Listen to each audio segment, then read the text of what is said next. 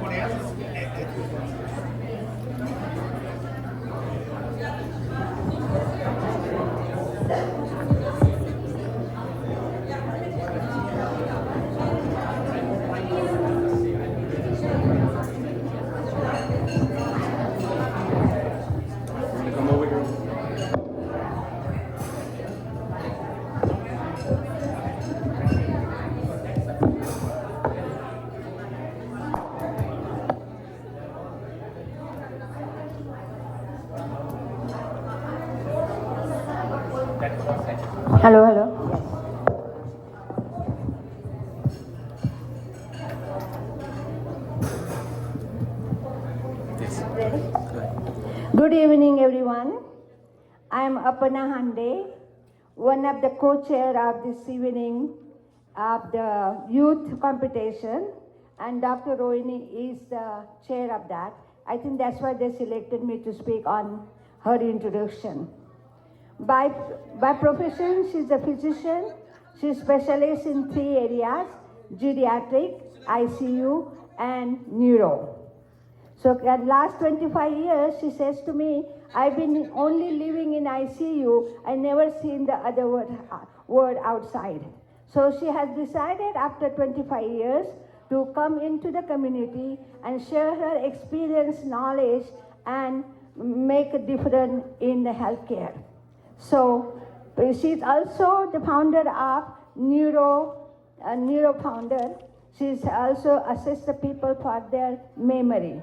Welcome, Dr. Rohini Joshi. Give her a big hand. Thank you.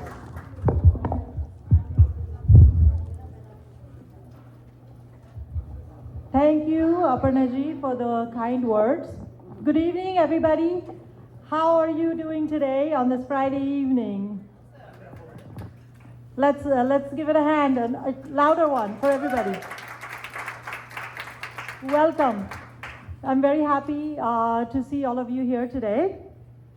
I'm a physician, neurologist by profession, and as Aparnaji kindly mentioned, have been doing a lot of ICU, emergency room, and we are proud to announce today the Global Peace Foundation and what we are doing with what are the different activities that it's been doing. They've had many recent activities such as beach cleaning founded by Dr. Manoramaji Gupta, and recently we've had packed food about 10,000 over 2018, 2019, and 2020, 10,000 packed meals for people. And now we are also expanding into youth development, empowering them, and I would like to enhance their growth as the chairman recently for the youth development in neuroscience. So any of you here today, very much any parents interested with their kids in neuroscience, I would you can talk to me after the program. I would like to help with the development of that. And then UNA USA Long Beach chapter was started just a few years ago in 2020 during the pandemic year. And it's the goal, the vision, and the mission is to empower you and to have education and growth for the American population. What we are about is having more people join us. And I can tell you one thing, being here on a Friday evening, this is a great turnout, and we are very happy to see you. What we would like, continuous support. Without you, we will not be here. And I mean that. So we would like more support and for you all to be part of UNA USA. Now, today's MC, I would like to introduce none other than Alan Ford. Please give it up for Alan Ford. He is, I just met him today. He is not only a filmmaker, a producer, and also a real estate broker, insurance broker, and his recent film, The Book of Death, which has Pope, Francis Pope, and Dalai Lama, has already been released, and we look forward to viewing your film. Welcome, again, round of applause for Alan Ford. Well, a big hand for Dr. Rohini, everyone. Thank you so much for that, for the introductions. Hello, good afternoon, ladies and gentlemen. I am your MC for today. My name is Alan Ford, as she is introduced.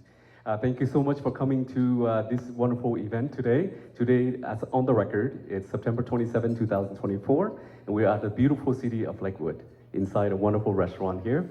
So with all the distinguished guests, so before that, I wanted to thank you, the Lord, for putting everybody together into this one beautiful room, so we can all hear wonderful people speeches.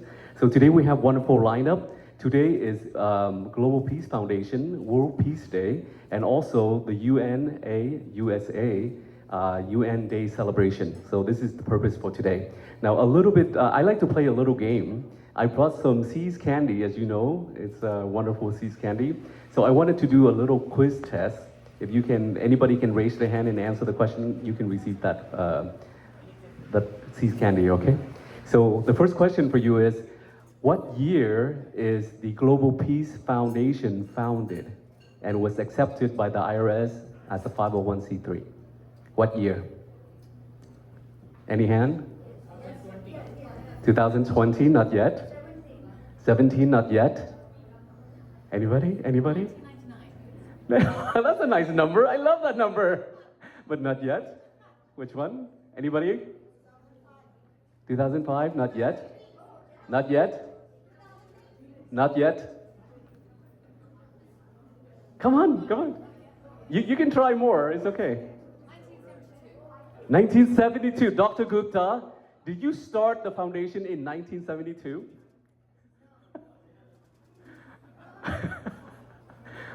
She might. Okay, any other numbers? 40. 1922? Oh, I don't think she was born back then. I'm talking about the Global Peace Foundation, okay? The next question is the other one. 2011. You're very close, very close. Okay. You're very close.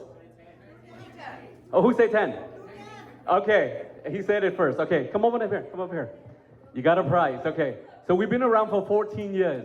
Everybody, 14 years. Thank you, Dr. Gupta. This is for you. What's your name? Lock Nguyen from Jar Insurance. Thank you very much. So they're one of the sponsors, Jar Insurance. They do life, health, and all kind of insurance for you guys. So come check out their booth, okay? So the next question I have for you is the UNA, which is the United Nations Association. What year is that established? What year? 1947. You're very close. Very close. Very close. Farther. Very close. Very close. Who said 43? Ah! Dr. Rainey, come on up here. This is your gift. 1943, everybody. Okay. Do you know why it was created? That's the next prize. Does anybody know why the United Nations Association was created? Can you raise a hand? Exactly. Exactly. Yes. Yes. Create peace. Now, you remember World War II, right? When Hitler was rising in power, he was killing everybody. It was 12 million people that he killed. So the United Nations was formed to fight against this aggression. And this is why the chapter was created. And now, as of 81 years, we have over 20,000 members with over 200 chapters. And one of the chapters was started by Dr. Gupta. Dr. Gupta, big hand for you. That's a big task, honey. It's not easy to start a chapter. But you can go to their website. You can start your own chapter. Any location that you're at that you feel that it needs a chapter, then you can all, pull people together to do a common cause. So, you got an award. Here's another one for you here. Let me go down here and give this to you. A little See's candy. Does anybody know who started See's candies? Oh, oh my God! You win another award. Mrs. C started the See's candy. That is correct. Okay. So here's another award for you. So you get 2. Boy, you're a big winner today. You should go buy the lottery. Congratulations. What? I'm going to give it to my favorite person. Oh my gosh. Okay. Oh. A nice person. This is for Dr. Gupta because she is bringing all of us together. Thank you. Keep it. She has I have one. I want She personally gave this to you, yes. So keep it. You and your husband can share it on a sweet night. On a sweet night. Okay. So today we have a lineup of wonderful speakers. So let me introduce some of the name, and then they'll come up in here later to have wonderful speech. You can listen. Now, please, when they speak, please do not speak. So make sure you hear what they say. This is important because they take out a lot of time to write it and to give you whatever heart they can pour out. So please listen and don't speak while they speak, okay? Thank you. So we have here lined up of keynote speakers. Sharon Burney, President of the UNA USA Santa Barbara. Can you raise your hand? There we go. We also have Caroline Stoke, Certified Executive Coach working with C-Suite and VP of the Startup and Fortune 500 companies, Karen Stoke. And we have Dr. Devendra K. Agrawal, ex-Senior Vice President and Research and Biotechnology, Western University of Health Science. We have Randolph Daub, Directors of the Association of Baja Study at USC and External Affairs Officers of the LA Baja Center. Wonderful. We also have Mr. Stephen Ross, filmmaker, a screenwriter, and a grandmaster of the Martial Art Institute. Is he here? Not yet, right? Okay, we'll come later. Ryan Hicks, co-founder of the Bowling for Peace. There we go, got the gentleman right there. We also have Reverend Catherine McKinney, Dean of the Los Angeles School of Spiritual Leadership. There we go, there she is. And we have a lot of program for you today. We have the Youth SA, we have the Youth for Adult, and we have many other programs lined up tonight. So don't leave early. It's a beautiful Friday, so stay and enjoy. We might have dancing later on as well. So we can all lose some weight, you know? All right, so the next person I'd like to introduce up here, he's a wonderful supporter of Dr. Gupta and the foundation, both the Global Peace Foundation and also both the UNA Long Beach chapter as well. This is Dr. Sukrit Mukherjee. Dr. Mukherjee is primarily research scientist with research interest in translational bioinformatics, clinical research informatics, and public health informatics. He holds a bachelor's degree in medicine, an MS degree in computer science and engineering, an MS in engineering degree in software engineering, and a PhD degree in biomedical informatics. Whew. Wow, okay, that's more. He also received fellowship of the biomedical informatics in the National Library of Medicine and was trained as a prestigious marine biology laboratory MBL in Woods Hole, Massachusetts, USA. He currently serves as an associate professor of the biomedical informatics and associate directors of biomedics informatics of the NIH extramural research program. He is holding multiple patents in biomedical research and has over 36 books. 36 books, that's over 30 books. And publication in international peer-reviewed journals. Also, he's a poet of classical Bengali and English literature and has been featured in the Best Poet and Poems in 2012, published from Washington, D.C. Also, he received an Shakrik Vishwashrad diploma from the Prachin Kala Kendra, India, and was served in All India Radio and TV as a tabla player. And so much more. He has like 2 or 3 pages. So you can Google him. And a big hand for Dr. Shakrit. He's going to introduce our wonderful sponsor for tonight. Thank you. It is an honor to hear such words from our peer, another great person who is not only has contributed to this country but internationally. Thank you, Alan, for introducing me. Thank you, Dr. Gupta, for hosting this event today. Every year, Dr. Gupta and Global Peace Foundation and UNA USA has been organizing this World Peace Day. And it is an honor to be able to participate here and to be a sponsor. But at this time, I would also like to introduce the other 2 sponsors. The one, he's a captain in Indian Navy, in Indian Army, who is a former captain and also a domestic violence champion, who has been elected also as the Woman of the Year by the California governor in the year 2012. and she is the Vice President of Gopio International, and she is very, very active co-chair, sorry, and she is very, very active in our local community. It is honor to introduce Mrs. Aparna Hande.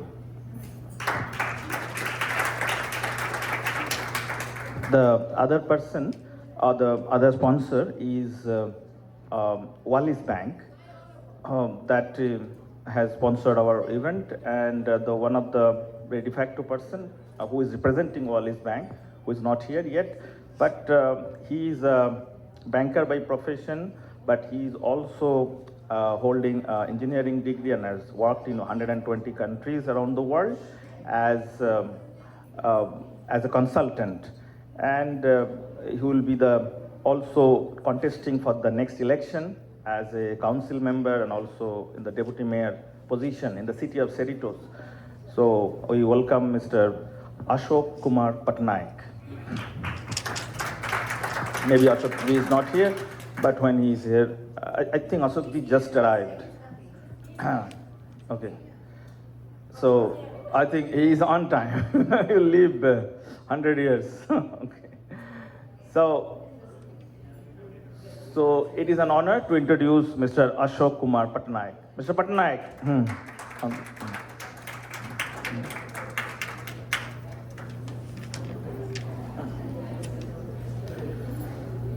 Come here.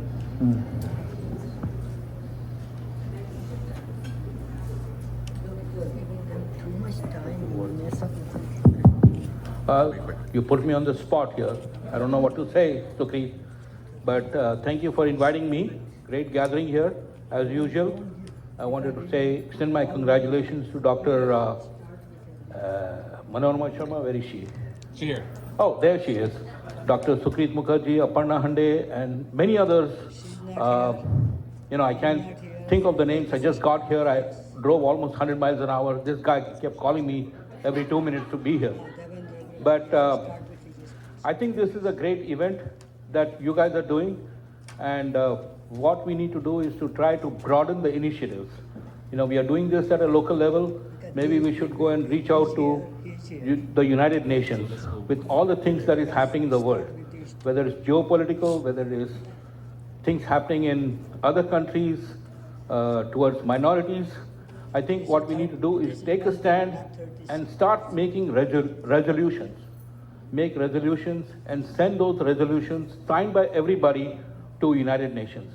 That's what I would like, the management of this organization to do. Thank you very much for your time. Appreciate it, Sukrit. Well, thank you, gentlemen. So I'd like to sing a song for everybody. How's that? Okay, so before we start with the next speaker, I'd like to sing this wonderful song that I love. When I came here in the United States in 1985, I heard it on the radio, and it's called A Wonderful World. So I hope that this event will bring wonderful things for us, instead of war that we see in Ukraine and many other countries, instead of dictator trying to take over things. Okay, let's hit it, DJ. A big hand for all DJs as well, our sound engineer.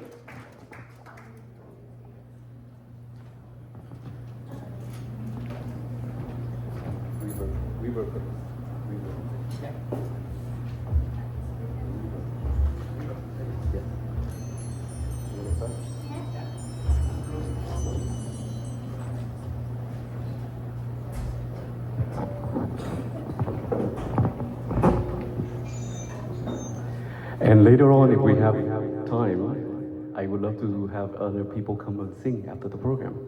You can stay later. We ready, DJ?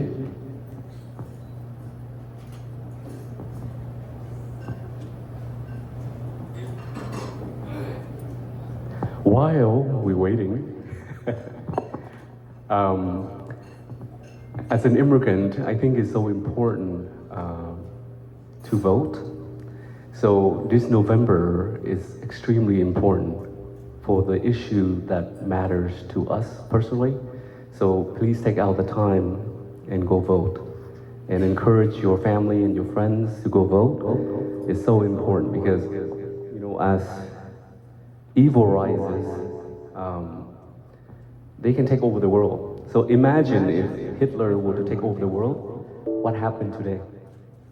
What happened to us? Yeah. Ready, DJ? I see skies of blue, red roses too. I see them blue for me and you. And I think to myself, what a wonderful world. The colors of the rainbow, so pretty in the sky. And also the faces of the people passing by. I see friends shaking hands, saying, how do you do? There's so many things that I love you. Okay, that's it. Okay, so before the next speaker, I'd like to introduce a very special guest, a friend of mine, His Royal Highness from Afghanistan, Prince Tony Abraham. He's here today to enjoy the program with us today. So up next, I'd like to introduce the next introduce the next speakers, Mr. Kiwal Kanda. Please come up here. A big hand for Kiwal. He's a big supporter of the Global Peace Foundation, also the UNA USA Long Beach chapter. Thank you. Thank you, Alan. Appreciate it. Before I introduce, I will apologize for my voice, a little bit raspy today. I have a question. Alan mentioned election on 5th November. Everybody knows election is done on Tuesday. Either it's the first Tuesday or second Tuesday. Does anybody know how they determine it's going to be first Tuesday or second Tuesday? Please raise your hand. Okay, my question is not first Tuesday or second Tuesday. My question is, how do they determine it's going to be a first Tuesday or second Tuesday of November? Does anybody know that? Toss of coin? Nope. Okay. It's determined by first Tuesday after first Monday of November. That's the logic. First Tuesday after first Monday of November. Just remember that. So it could be first or it could be second. Yes. Ashok. There was a law passed, I think in 1840s, that the elections must be held in. Oh, okay. Sorry. Wrong paper.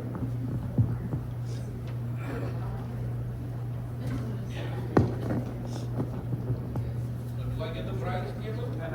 Nope. You didn't raise hand when I asked the question. I couldn't hear you properly because they were one. Oh, okay. Okay, then I give you the rewards separately. Okay. We all witness. Yeah. You get great food, huh?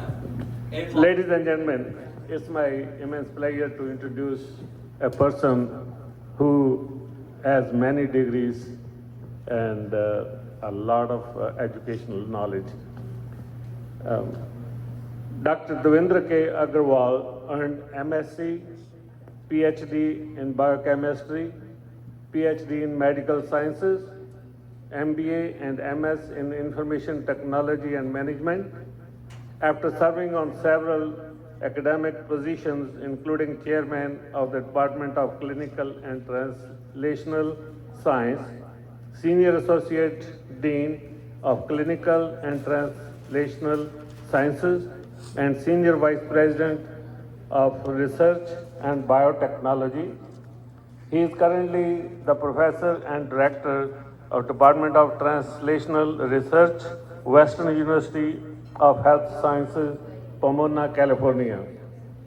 Dr. Agarwal is a member of Alpha Omega Alpha Honor Medical Society, and he is a fellow of AA, AAI, AHA, APS, and IACS. I don't know what those means, Dr. Agarwal can explain. He has been recognized with many awards, including the highest teaching award, Distinguished Research Career Award, and Distinguished Mentor Award. Dr. Agarwal has served on editorial board of several prestigious journals.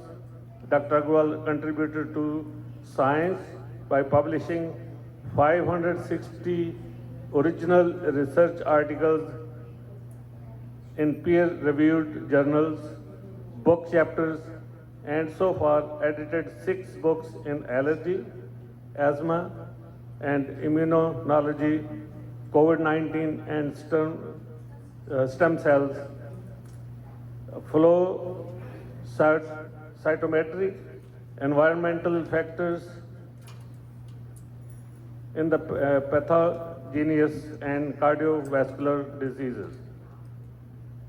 Dr. Agarwal has trained 200 medical students, and many of them have gone up to earn PhD, MSc, and become professors. I'm not going to name all those, how many did what, but they all done a very well, just like Dr. Agarwal himself. Dr. Agarwal, please. Please give him a big hand, Dr. Agarwal.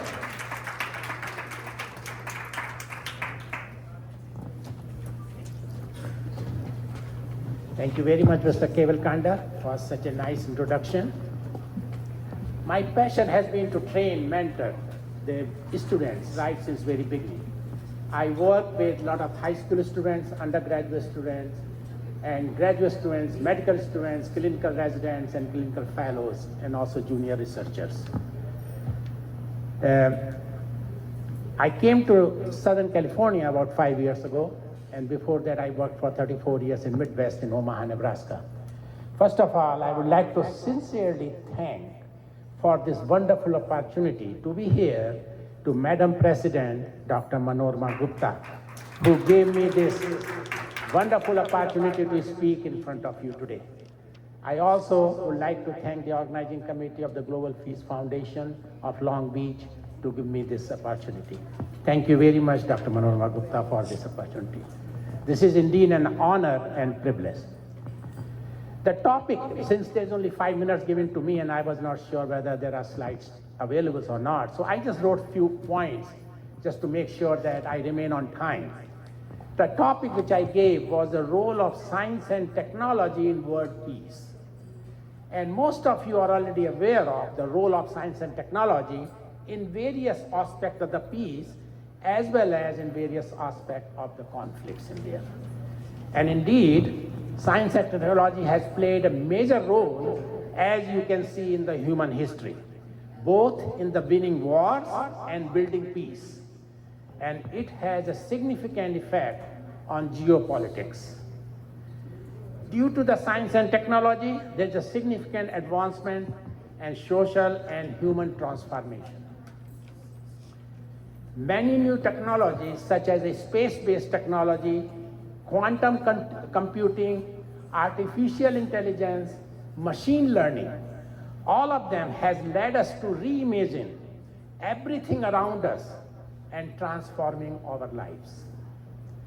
However, few of these technologies, if misused, could pose complicated challenges to peace and security.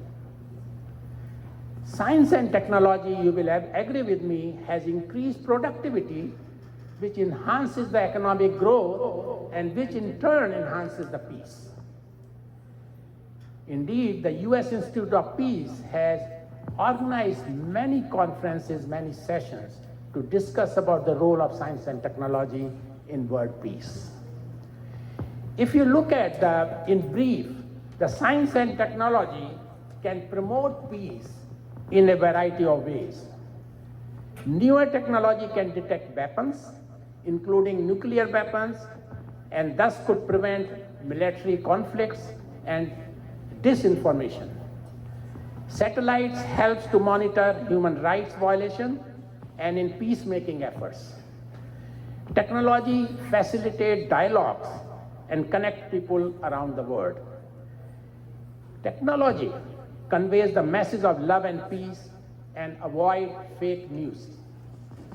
Drones can deliver food on a humanitarian basis. You might have seen several news about it in recently. And science helps in the analysis of the evidence, data and probability, and thus in decision making. So science has played a major role. I have been a translational research right since very beginning. What that means is that whatever research I do, I want to see the light at the end of the tunnel. How does it improve a disease condition? How could it be utilized for the better management of patients? And my goal always have been to develop a multidisciplinary research team involving people of different expertise from various backgrounds, not only within medicine, arts and sciences, humanities, psychology, engineering, and all of them can play a major role in developing a very good research project to answer a question which can be utilized for better management of a disease condition. Indeed, there are many emerging infectious and non-infectious diseases, but non-infectious diseases, the incidences are going up. Non-infectious diseases such as cancer, cardiovascular, depression, diabetes, obesity, and pulmonary. If you look at the current data, the all health globally, 71% are due to these non-infectious diseases. There are several challenges and opportunities, and those challenges are due to the condition from acute to chronic conditions, aging population, and global health disparities. There is an urgent need for more innovative solutions in a multidisciplinary manner. Goal is to improve health of individuals and public, not only from preventive measures, from diagnostic and therapeutics measures to medical procedures and behavioral and lifestyle changes. Science and technology teaching to our children can help them develop important skills such as thinking clearly in a rationalized manner, solving problems, and making well-informed decisions. I'm passionate to educate, train, mentor, and guide young generation. As I told you that I have been working from students from high school all the way to the graduates, postgraduates.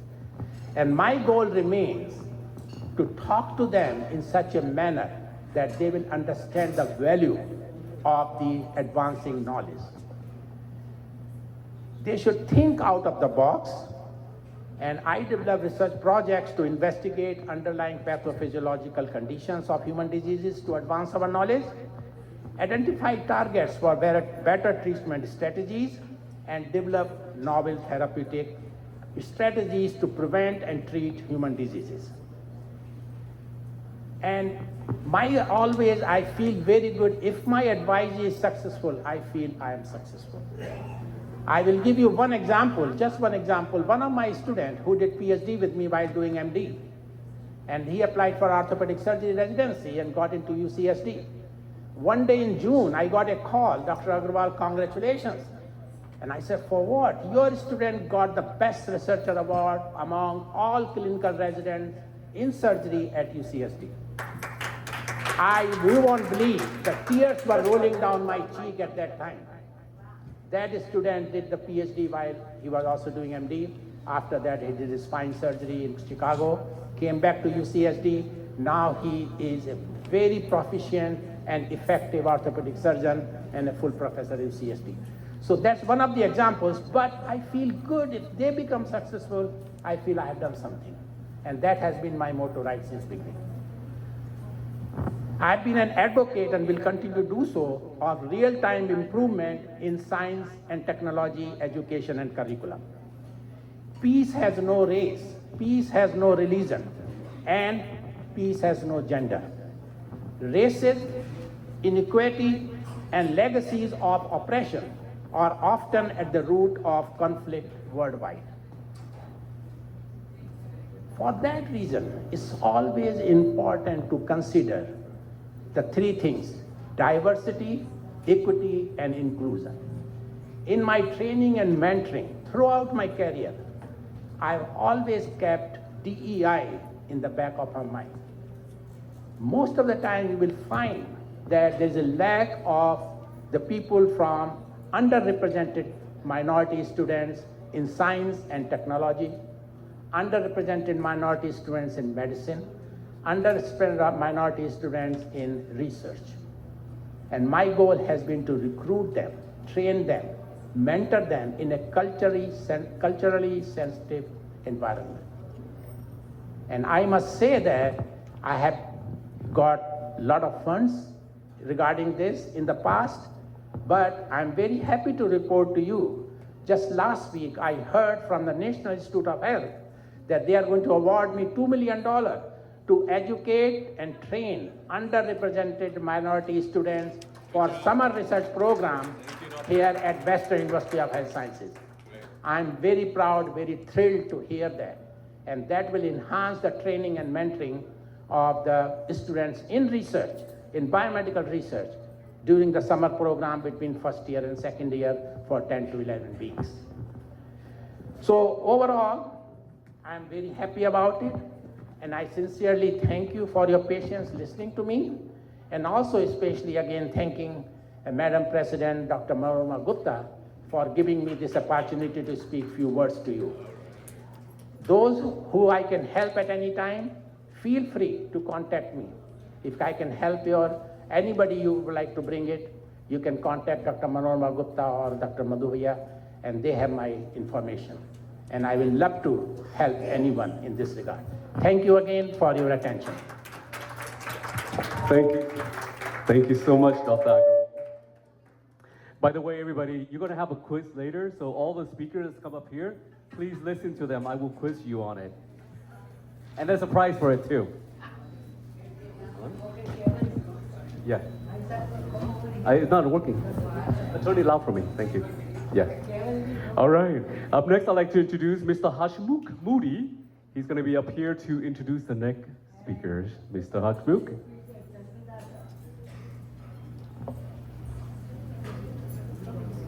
Don't forget, there's a quiz later, everyone. Oh, please come up here. Thank you. We'll start when they finish. Yes.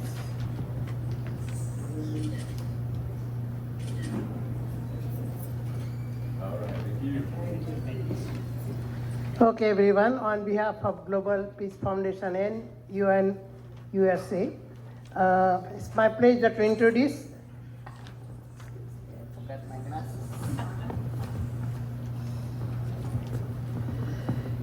It's my pleasure to introduce Mr. Randolph Dobbs. Randolph Dobbs serves on the Regional Baha'i Council of the State of California and also serves on the Spiritual Assembly of the Baha'i of Los Angeles, focusing on external affairs. He is President Emeritus of Interreligious Council of Southern California and serves on its executive committee as well as the Los Angeles Council of Religious Leaders. His articles on human rights and religious matters appear on various websites, including worldreligionnews.com, beliefnet.com, medium.com, iranian.com, iranshahar.com, intrapresswatch.org, and bahayas.us. It's my pleasure, Mr. Randolph Dobbs. Big hand for Randolph. Mr. Randolph Dobbs. Thank you.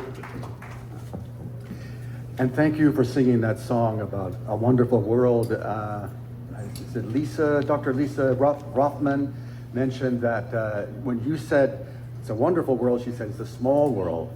And both things are true. And you know what makes our world get smaller every day? Every time a Hindu marries a Christian or a Jew marries a Muslim, the world gets a little bit smaller.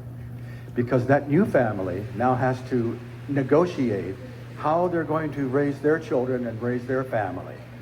And it's not an easy proposition. I think coming together in harmony is not an easy thing to do. Can I use the podium? Yes, yes. So you may use the podium or you can wirelessly. There's a mic on there too, yes. to make sure that you can hear.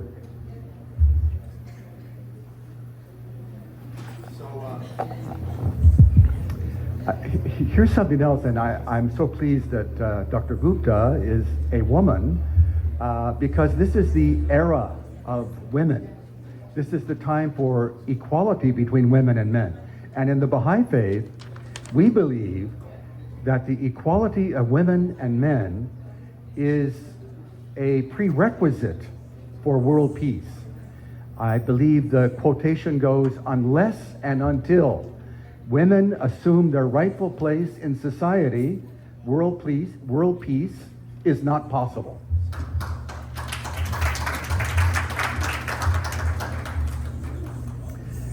And perhaps you recognize this quote from the Bible.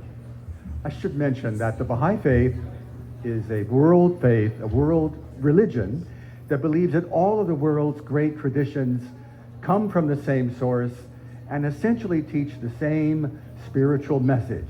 Do unto others as you would have them do unto you. And you may recognize this quote from the Gospel of Matthew.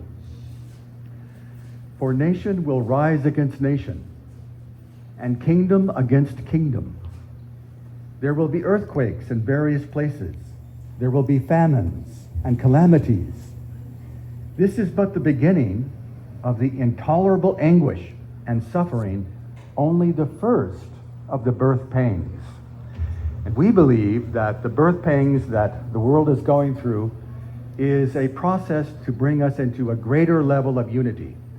And right now it is a very, very difficult time for people of faith. And well, the time of the end alluded to in the Gospel of Matthew includes earthquakes, famines, and other calamities, including wars and rumors of wars.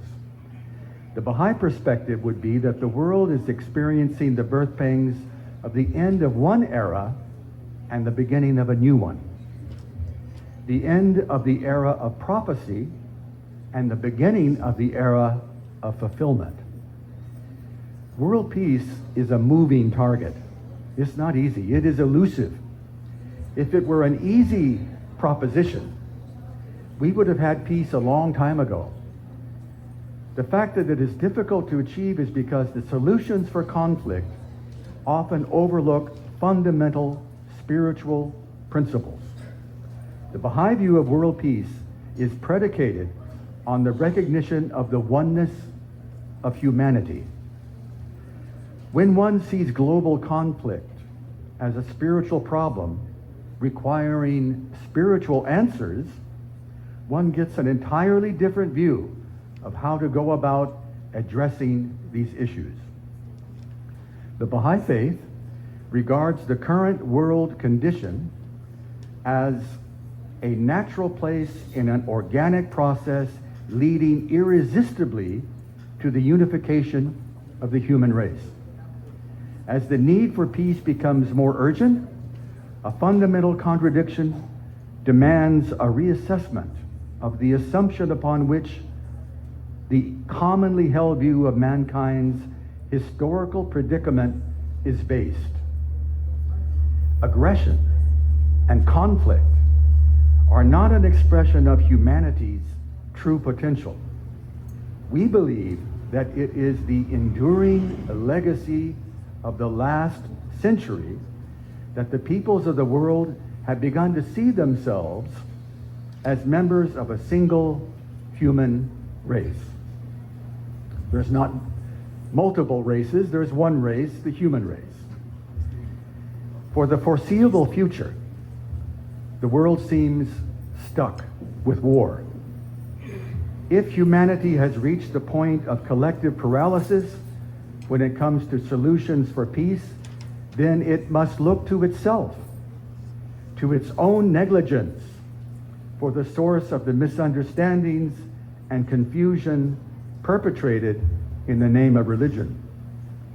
Those who have held blindly and selfishly to their particular orthodoxies, who have imposed erroneous and conflicting interpretations of the pronouncements of the prophets of God, bear heavy responsibility for this confusion.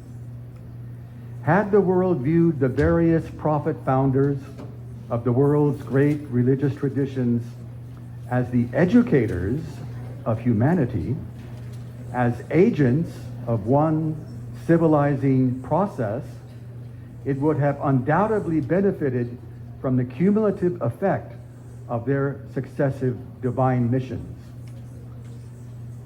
The materialistic ideals have failed to satisfy the needs of mankind, calls for an honest acknowledgement that a fresh effort must now be made to find the solutions to the agonizing problems of our planet. Yet no serious attempt to correct the conflict in human affairs can afford to ignore religion. Baha'is believe that far from being an impediment to peace, religion will be the means whereby peace will be established. Thank you. Oh, turn up the mic. DJ? Oh, please stay up here. No, please stay up here. DJ, can I have the mic up? DJ, the mic up. Yeah, just keep it up, thank you. Can I have, we're gonna do something very, very meaningful. Can I invite all the guest speaker up in the stage here, please? Yeah. Oh, you wanna do something else? Oh, okay, wonderful. Okay. So Dr. Gupta would like to award Mr. Randolph Dobbs an award. And we have the honorary presenter from Sri Lanka, the ambassador.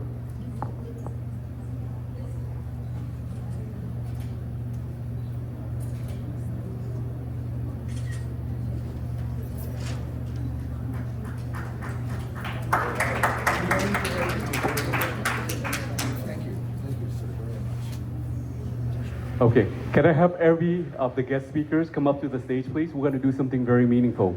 We're going to do the lamp lighting. So the meaning, you're going to be upstage. And all the committee member from Global Peace Foundation, also UNA, please be down here on this side right here. All the members. And then all the guest speakers is going to be up on the stage. We're going to do something very meaningful. When you lamp light something, the first thing you do is you pray for the spirits of all the people that fought for peace, that died in the name of peace. And the next one is for us to pray for peace throughout the world, which is hard to do. All right, so please come up there. Dr. Gupta, please come up there. Okay. Can we get the light? Please, all the volunteers, all the members, come over here for lamp lighting. And you can stand right over here.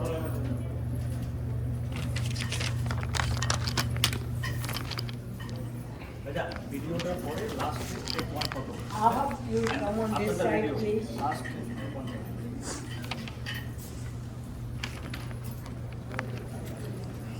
we can get everybody. Yeah, I think we've got it.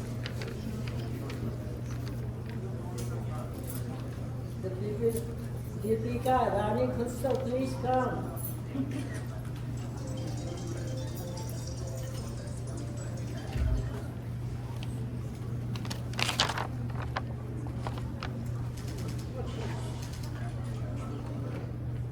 Okay, there are volunteers. Your husband. Please come.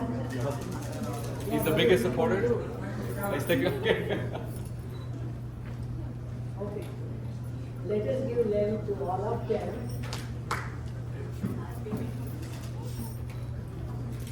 So this is where this is going.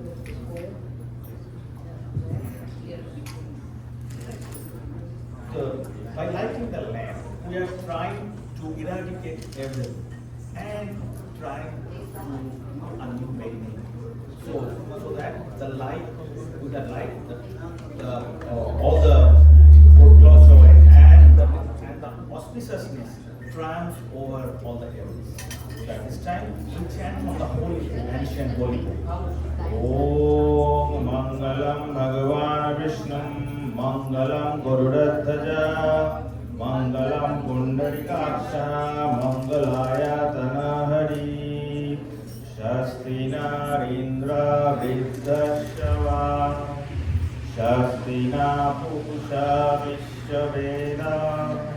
Shasti Naksha Arishtani Shasti Narihashpati Dadatu Prithivishwantihi Aushadhayashwantihi Vishve Divashwantihi Vanaspate Shwantihi.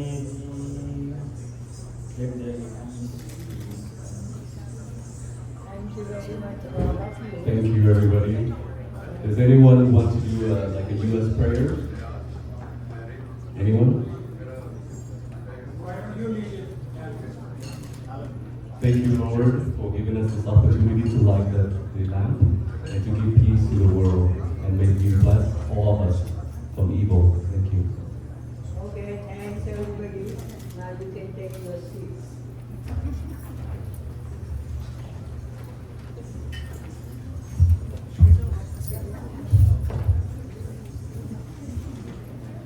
While we explain the candle, I would like to introduce the next introducer, Dr. Rohini Joshi. You will be introducing the next speaker.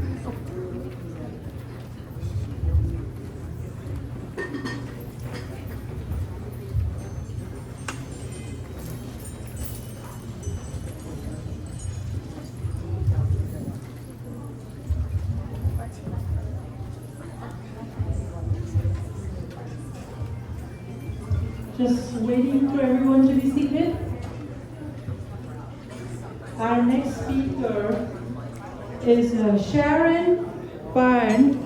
She is the president of UNA USA Santa Barbara, director of Women's Liberation Front, Women's Health, Mental Health Advocate, Human Rights, Disaster Recovery, Housing, and many, many more titles that if I have missed anything, excuse me. So give it up for Sharon. A big hand for Sharon, everybody. You like the wireless or you like the other one? I was hoping it was going to be you. Welcome. It's off. Do I need to do something to turn it on? It's on. Can you turn it off, up, that mic? Yeah, just keep it up. Thank you. Although I am pretty loud. Can you hear me? Am I all right? Okay, good. Good evening, Long Beach, and congratulations, Dr. Gupta, because you have assembled your own mini United Nations here today. It's very impressive. If you've been watching the United Nations General Assembly meeting that's been going on all this week in New York, you have seen that there are huge things happening at the UN. Huge. Major, major things. So as she mentioned, I am the president of the Santa Barbara United Nations Association. I think you might be one of the youngest UNAs, but we are probably the oldest. We were formed in 1948. I think we look pretty good for 76. What do you think? Wow. Yeah, wow. Pretty good. And so I want to encourage you. How many people in the room are actually members of the United Nations Association? Show of hands. Who's a member? Who's a member? Okay, by the end of tonight, you're all going to be members. I'm going to make sure that that happens. So one of the main reasons to be part of the United Nations Association is exactly why we're meeting today, which is we need more peace in the world, right? We need more peace. It is a perfect thing to be talking about on the International Day of Peace. I'm so appreciative that you pulled this together. We believe in being peacemakers and waging the cause of peace. And you have to wage the cause of peace as actively as one wages the cause of war. You don't sit around, breathing aromatherapy and meditating, and that's not peace. No, no, no. You have to actively pursue peace every day. And I will tell you, we need more women peacemakers at the table. So if there are ladies here in the audience tonight that would like to get involved in the cause of peace, this is your opportunity. I want to tell you about a few things that you actually get to engage in with the United Nations Association. So obviously you care about peace, you care about the world, and you care about the United Nations. The job of the United Nations Associations is to bring the work of the UN to our communities, down to our curb level, like even trying to cool down our blocks, right, in the face of climate change. It's also for us to gather community input and send it up to the United Nations. We've done consultations in our community. You probably did them here in Long Beach as well. When it was the 75th anniversary of the United Nations, they asked all the UN associations across the country, what should be the next 75 years of the UN? What should it look like? What should it focus on? And we all gave input to that. We also recently did a consultation on the Convention to End Discrimination in all forms, racial discrimination in particular, in all forms. So you can participate in United Nations consultations like that as a member of the UN Association. In Santa Barbara, we have way more nonprofits and way more people with a lot of good in their hearts than we know what to do with. So the UN Association there has pursued things such as the Fukushima Protocol. We wrote a protocol for the United Nations after the Fukushima disaster, right? And the meltdown and the tidal wave, right? We produced a Youth in Peril forum where we looked at gang violence in our community and how it was affecting our youth and what kind of resources they needed and how we needed to help them to not get into into gang violence. In 2017, we produced a massive human trafficking forum. It was a room like this and it was packed wall to wall. It was on human trafficking and sex trafficking in Santa Barbara County. And we called it End It. That was the name of the forum. And people were very excited to end it. And it started a human trafficking task force in Santa Barbara County that is still going to this day and has really worked to reduce sex trafficking in our county. Twice a year, the UN Association hosts big national events that you can be part of. One of them happens in February. It's held in New York City at the United Nations headquarters. It's the Global Organizing Summit. You will get to meet the Secretary General. You will get to walk around on the UN campus. You will be in the General Assembly Hall. You will get to see where the UN Security Council meets. It is worth going. The second thing we do is in June, we all convene in Washington, D.C. And we spend all day meeting with congressional representatives, and we explain to them that they need to make funding the UN, and the United States is the biggest dues payer in the UN. We pay about 21% of the UN dues every year. So we meet with them and say, you need to fund the United Nations, and you need to make the UN priorities your priorities. We've also met with our city council, and I think you might know here in Los Angeles, the city council adopted the UN Strategic Development Goals into their building development codes. So when we're talking about bringing the United Nations to the community, this is exactly what I'm talking about. We also, I've been lucky, I've been selected as a delegate to the UN Conference on the Status of Women, and that, every woman in this room needs to go to that. I'm just telling you right now, you all need to go to that. It's 2 weeks in New York. It is powerful, it is huge.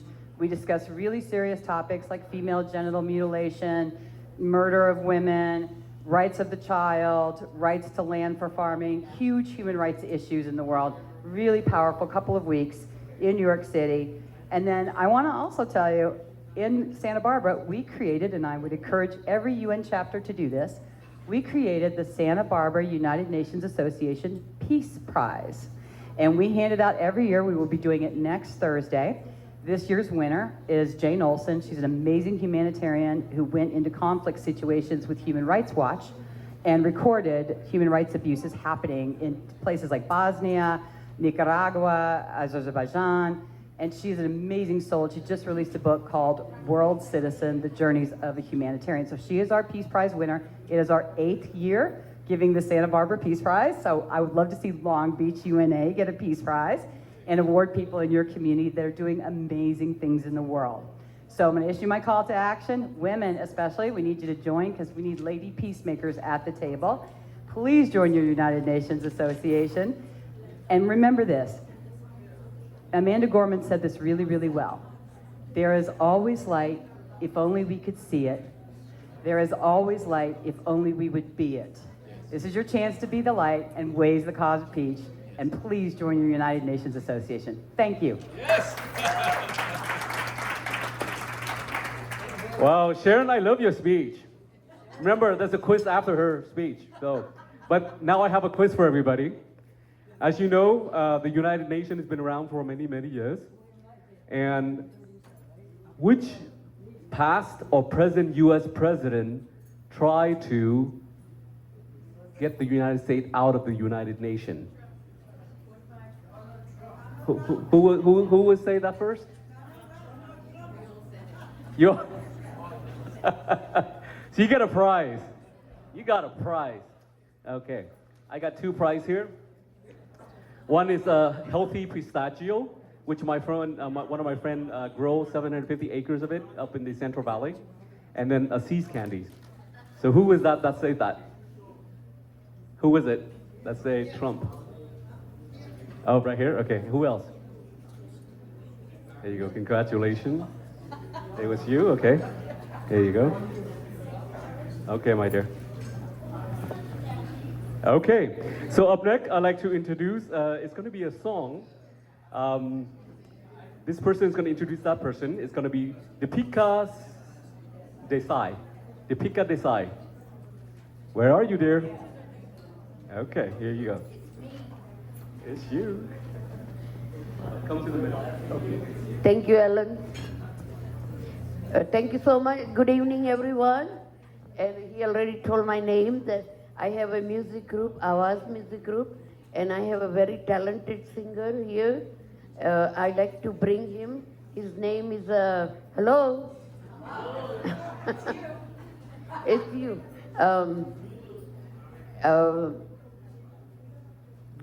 Bluetooth. Okay.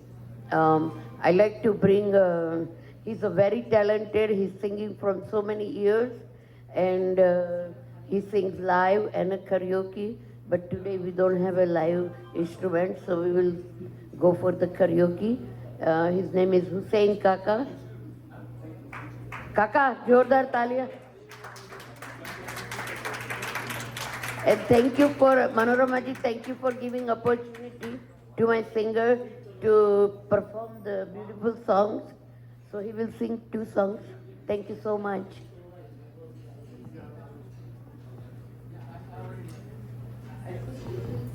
Hello. Hello.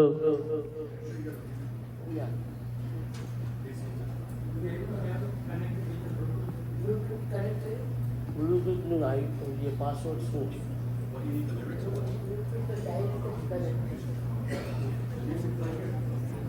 Lordwin, can you please come here?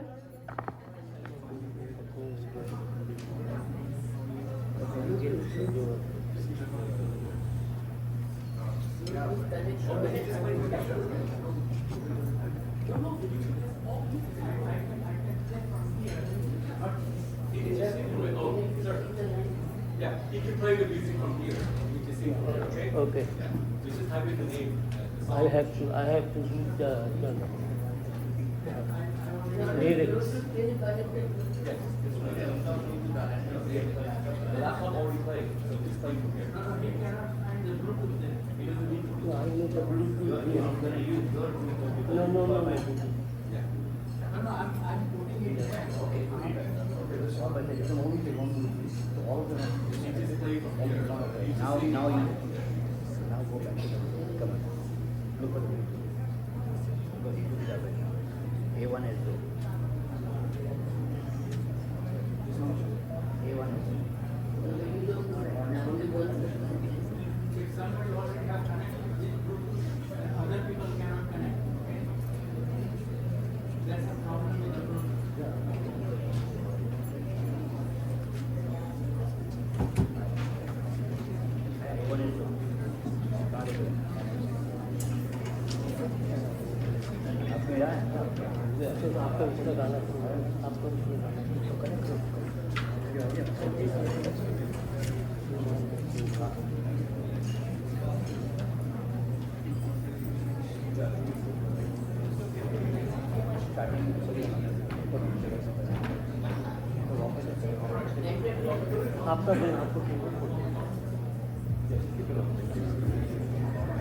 Okay, so while waiting for our technician to work out the song information, I'd like to introduce a very, very, very, very important person tonight.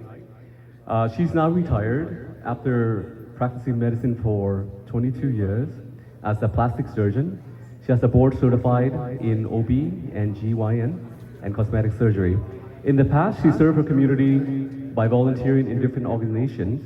She was the chairman of the Board of Trustees and the president of the Indian Medical Association of Southern California. She was also the president and chairwoman of the Federal Nation of the Indian Association, advisory board member for the Outpatient Surgery Center of Fountain Valley Hospital in Fountain Valley.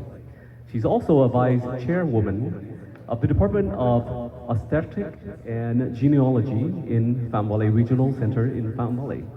President and Chairwoman of the Indian Association of Southern California, Physician Advisory Committee to the California Assembly Doris Allen, Producers, Community Service Program on Health, Paragon Television, Huntington Beach, California.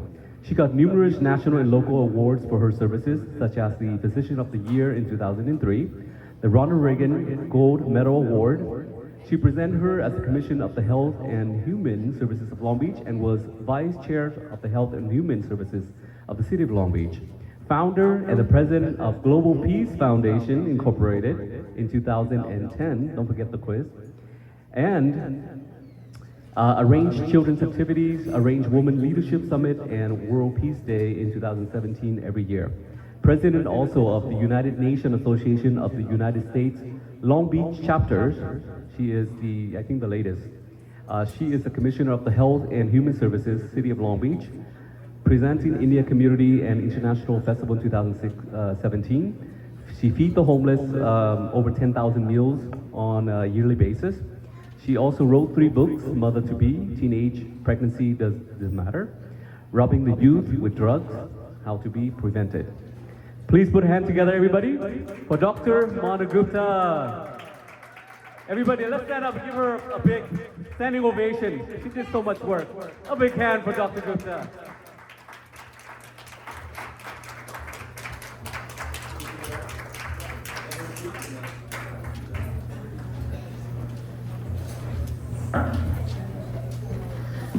Thank you very much, Ellen, for such a nice introduction. So today, we have to see, I want to welcome all ladies, gentlemen, invited guests, special guests, and all the audience as well as the volunteers for this World Peace Day and United Day celebration. Peace has different meanings for different people. You know, when people are fighting, like in Middle East and Ukraine, the peace is to stop the war. For the national level, peace refers to harmony and tolerance among the groups and communities making up the nation. And at the local level, peace requires stimulus accommodation by sharing the common spaces and resources and leaving no one behind. At the neighborhood, with their essential needs met, clearly there can be no single pathway to achieve the peace. And it will take a multitude of efforts from each and every one of us to reach the objective of peace. Today, we are celebrating the World Peace Day and UN Day is just one of the ways in which we attempt to do it. The International Day of Peace was established by anonymous United Nations resolution in 1981 and is observed around the world each year on September 21st.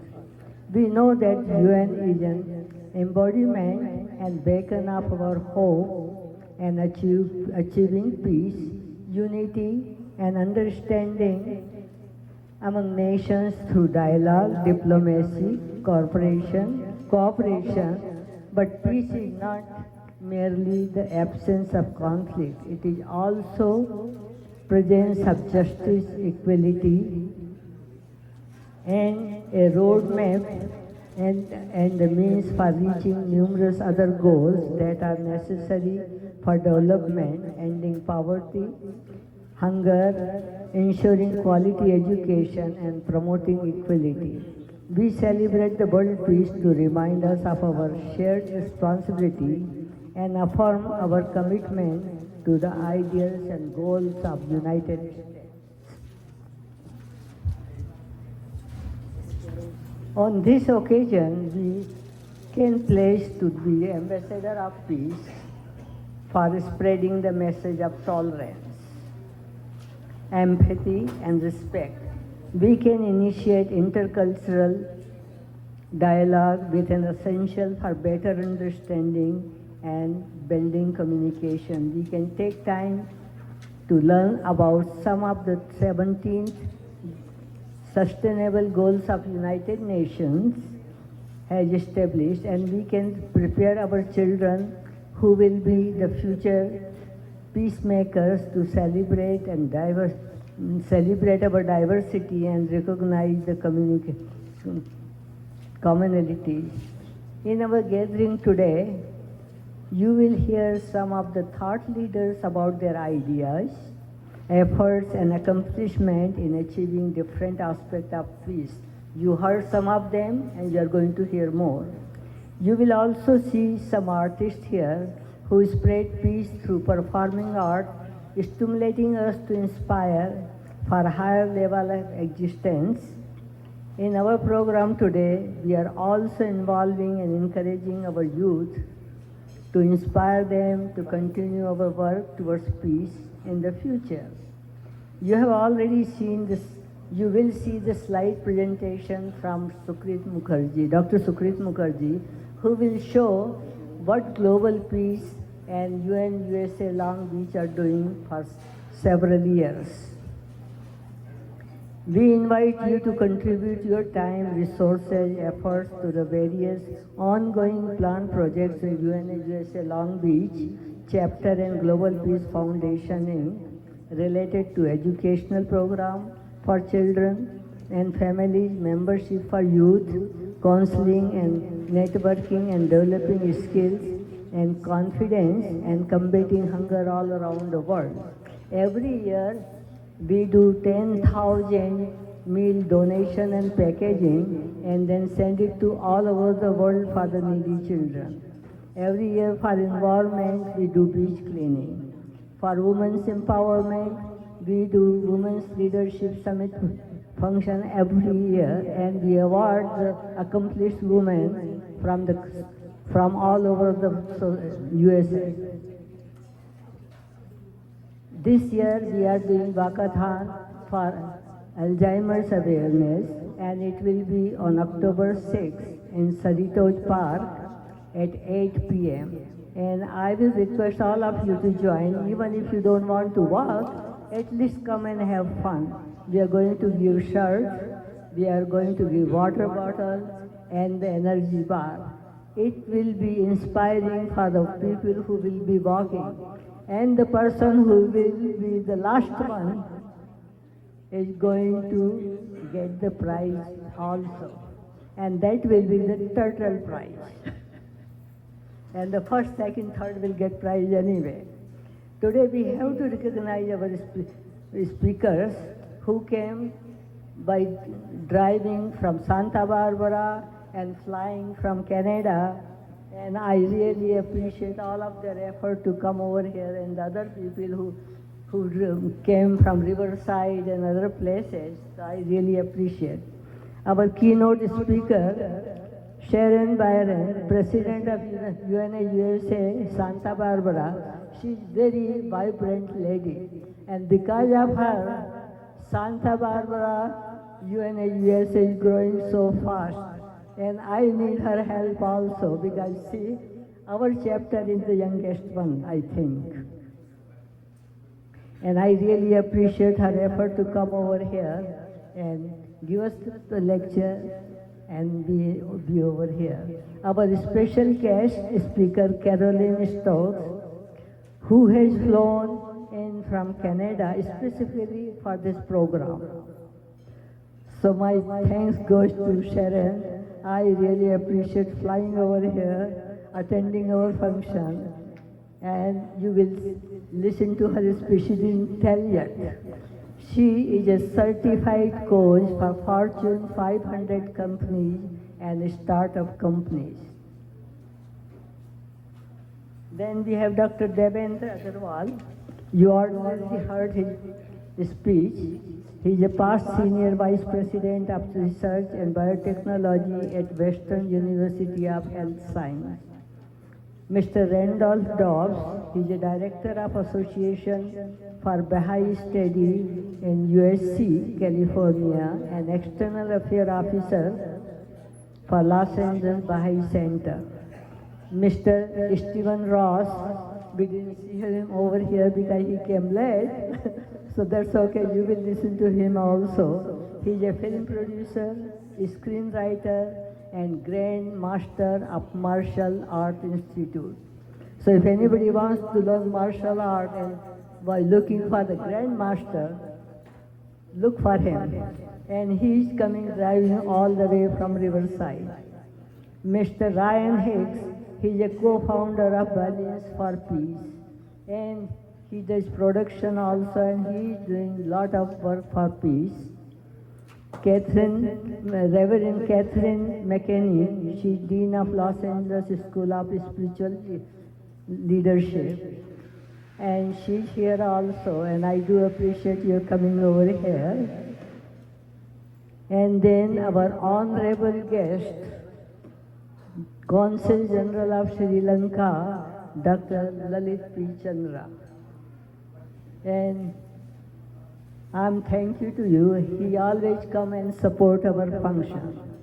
My thanks to sponsors also, Wallis Bank, Pet Patnaik, Dr. Sukrit Mukherjee, Dr. Madhu S. Gupta, and Tony Das Gupta. The donors are Tony Das Gupta and Aparna Hande. And I want to thank them from my heart for their support.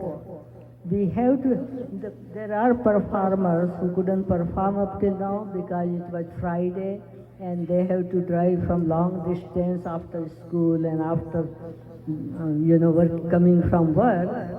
But I want to thank all the performers and their choreographer, Riju and Vaishali Jain, Reena Wadhwan, Stephen Day, who is going to come and he is going to play Sarod for you. He's coming from Beverly Hills, so he got stuck in traffic yet. Dr. Sukrit Mukherjee, Anusha Ghoshal and Ipsita Saha of Dhun Dance School and their choreographer Sorbhi Sen, a student of Sri Lanka Foundation Academy of Performing Arts, Chinese dancer, singer Hussein Kaka, Sahab Khairi, Rajeshwari Kulkarni, Priya Kumar, and all the students who participated in our essay competition. Thanks goes to our MC, Mr. Alan Ford, for his wonderful job. And thanks to all booth people who are having booth and supporting us. I want to thank Lordin D'Souza, and owner of the Shahi Mahal restaurant, and his staff for delicious food. And then you know that any kind of program which you do, you need volunteer committee members and volunteers to help us. And from both organizations, there are Global Peace Foundation and UNA-USA members over here. Those are Dr. Sukrit, who took active part in today's event are Dr. Sukrit Mukherjee, Keval Kanda, Dr. Rohini Joshi, Arvind Patel, Ramesh Ramnani, Surekha Modi, Hasmukh Modi, Deepika Desai, Rani Khusso, Rajeshwari Kulkarni, Radhika Patel, Aparna Hande, Dr. Anil Patil, Neela Parikh, Sunila Shah, Chitra Pasi, Anjana Patel, Priya Kumar, Kokila Trivedi, Ajay Dubey, and Sanjay P. Shah. Then let us pray for the war victims of the world who are innocently hurt or killed and their family in the war going on the world. If you would like to donate something for them, please donate and we will send it through Red Cross for their help. Now I want to call a special girl, and her name is Shriya Mukherjee. She is only 9 years old and she reminds me of my childhood. What she does is, she helps the people who are less fortunate than her. When they have toys or her clothes or anything in the house, she will tell her parents, don't throw them away. Give them to the needy children, and she donates it every year. She is a role model for those young students and for us also, who is teaching us that we should help the disadvantaged people, other people who cannot help themselves, and this way she will teach all other children. So Shriya Mukherjee. Her parents are here. She's daughter of Dr. Sukhdeep Mukherjee. She here? And her. Come up to the stage, honey. A big hand for this beautiful, beautiful, talented, good-hearted girl. Come up here. And she has a certificate also. Can you, Ellen, please, can you bring the certificate for her? Dr. Lalit P. Chandra, please come over here. Hello. And I think you both parents should be here also with her. Yeah, she's a beautiful girl.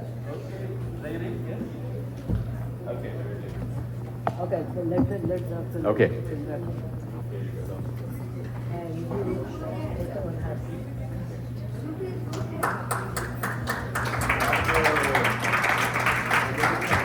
So say, do you want to say anything? Say hello to everyone. Okay, say hello. Can you say hello? Say hello. She's a shy girl. And these are two wonderful parents of this girl. Sukhdeep Mukherjee and his wife. And I'm so proud to present her in front of you because this girl deserves this. So thank you. Congratulations, my dear. We want to. Now I want all of you to just enjoy the program. Okay, Mr. Hussain Kaka, are you ready? All right. Let's hear you sing.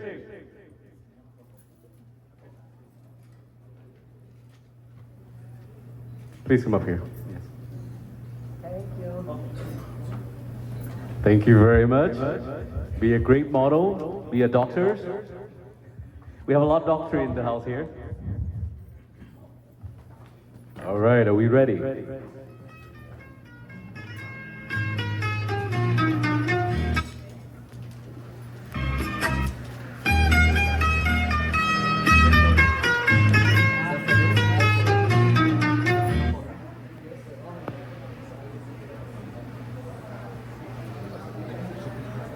Hello everyone. My name is Hussain Kaka and I'm from Burma, which is Myanmar now. Thank you so much, Deepika and everybody here, the organizer who called me for singing. So I'll try.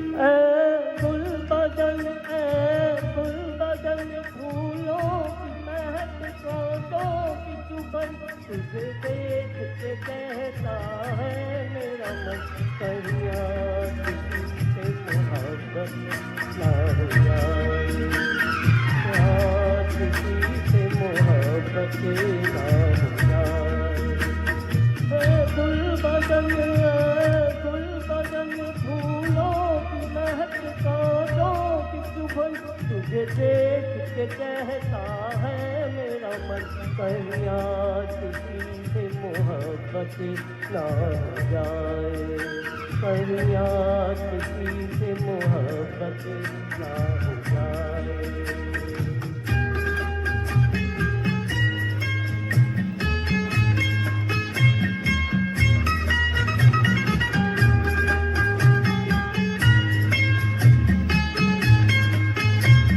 Hello.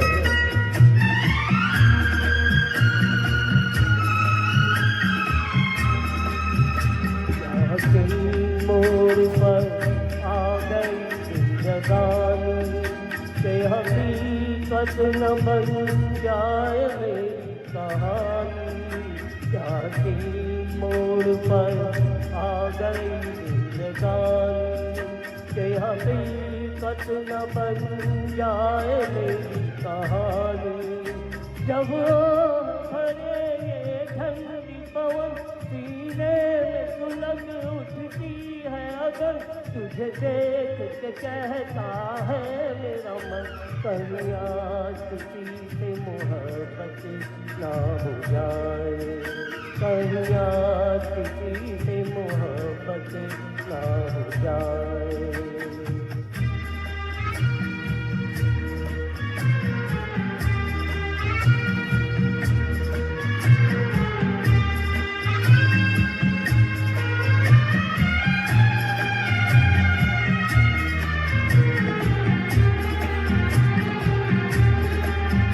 प्यासी मोड़ पर आ गई जिंदगानी, कहती चीज मालिक ने सुंदर बनाई, प्यासी रंग पर आ गई है खुदाई, के हर एक चीज मालिक ने सुंदर बनाई, नदिया का चमकता है दर्पण, मुखरा देखे सपनों की दुल्हन, तुझे देख के कहता है मेरा मन, कहीं आज किसी से मोहब्बत ना हो जाए, कहीं आज किसी से मोहब्बत ना हो जाए।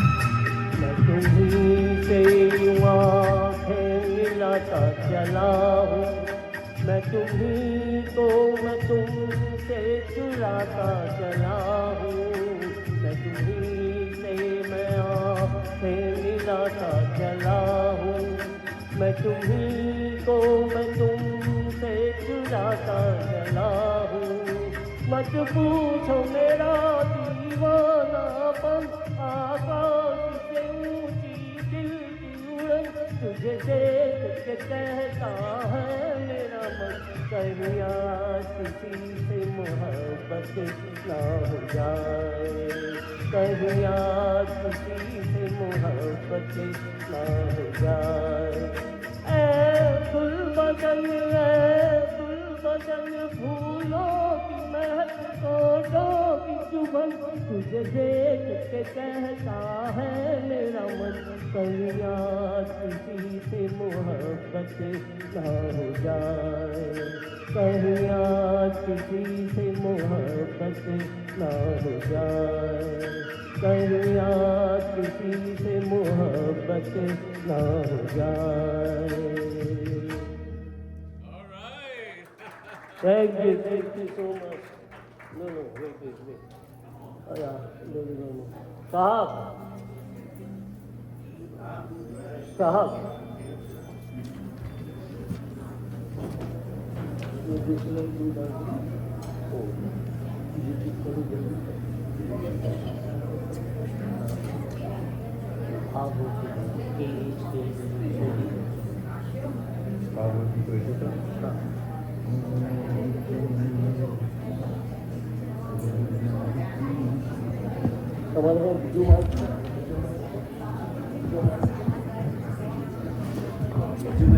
Hello. Hello.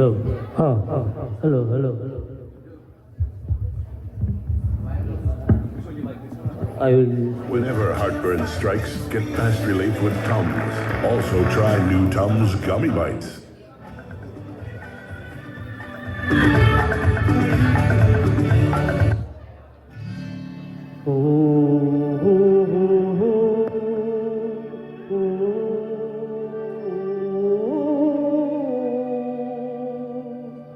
ख्वाब हो तुम या कोई हकीकत, कौन हो तुम बतलाओ, देश से कितनी दूर खड़ी हो और करीब आ जाओ, सुबह पे जिस तरह शाम का हो गुमा, सुबह पे जिस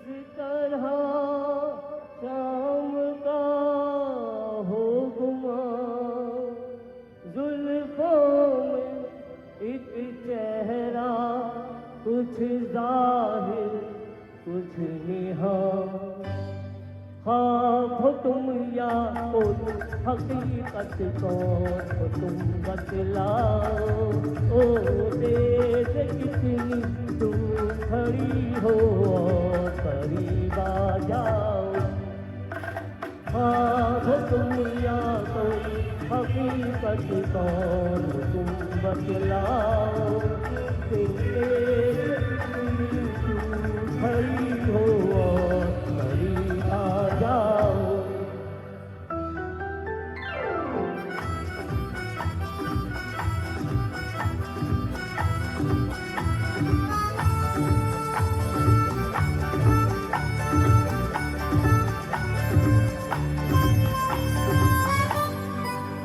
धड़कनों ने सुनी एक सदा होगी धड़कनों ने सुनी एक सदा होगी और दिल पे लहराई आंचल की छाँव और दिल पे लहराई आंचल की हाँ हो तुम या कोई हकीकत कौन हो तुम बतलाओ देश कितनी दूर खड़ी हो और करीब आ जाओ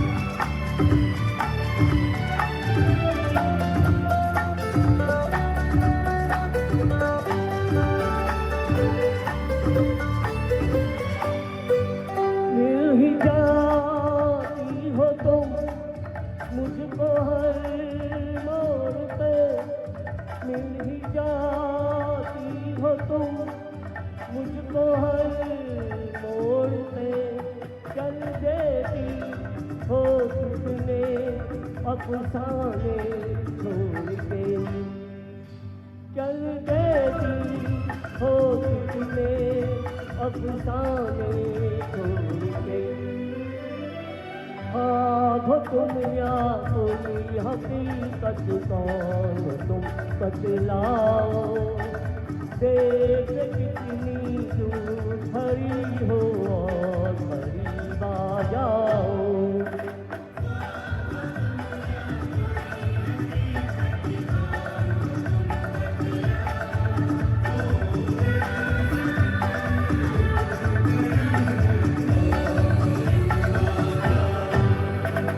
फिर पुकारो मुझे फिर मेरा नाम लो फिर पुकारो मुझे फिर मेरा नाम लो गिरता हूँ फिर अपनी बाहों में थाम लो गिरता हूँ फिर अपनी बाहों में थाम लो हाँ हो तुम या कोई हकीकत कौन हो तुम बतलाओ देश कितनी दूर खड़ी हो और करीब आ जाओ हाँ हो तुम या कोई हकीकत कौन हो तुम बतलाओ देश कितनी दूर खड़ी हो और करीब आ जाओ हाँ हो तुम या कोई हकीकत कौन हो तुम बतलाओ देश कितनी दूर खड़ी हो और करीब आ जाओ All right, if you can for Hussein Kaka, everybody. Thank you so much for performing two wonderful songs for us today. So up next, we're going to have a little slideshow about the Global Peace Foundation, also the UNA USA. So please, can we have this light turn off right here? Up here? So everybody can see the screen. Thank you.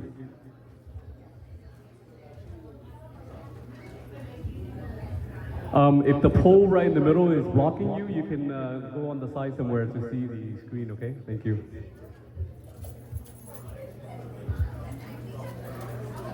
And thank you for the colorful lights, it's beautiful.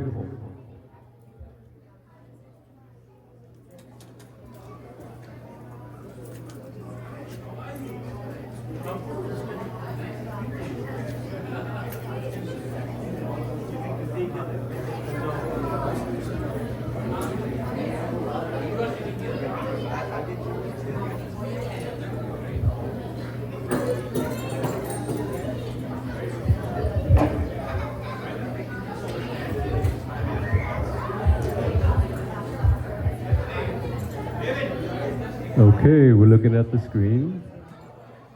There are a lot of secrets in this laptop. Secrets.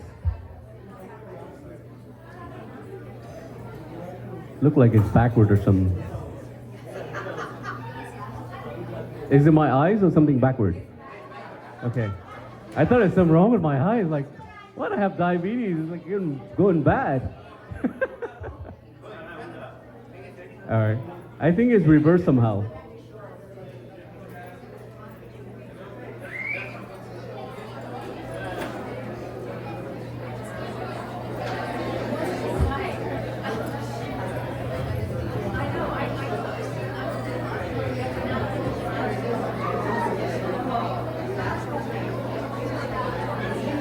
I think maybe turn the machine backward. How about turn the machine backward? Flip it.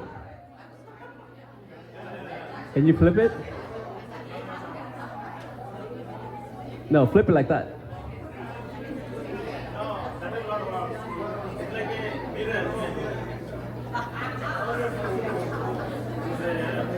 No, because they look upside down. So maybe if we flip them at the projector, it will do that. Flip the projector. The machine, flip it. Okay.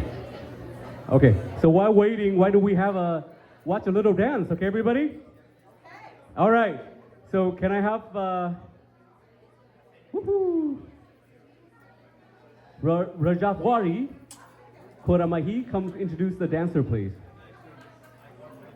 Oh, I have your paper somewhere.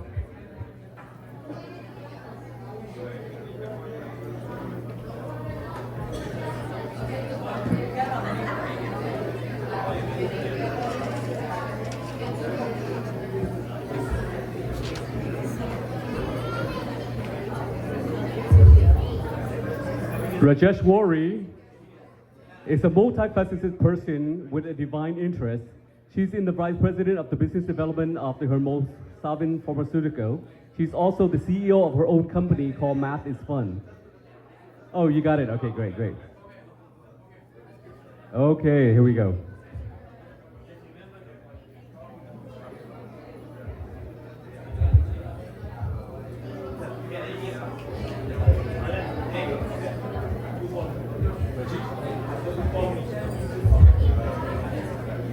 Can Rashid appear and to introduce the slideshow?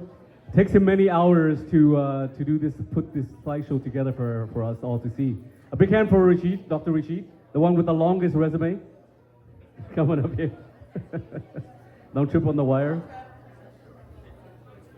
There you go. Thank you, everyone.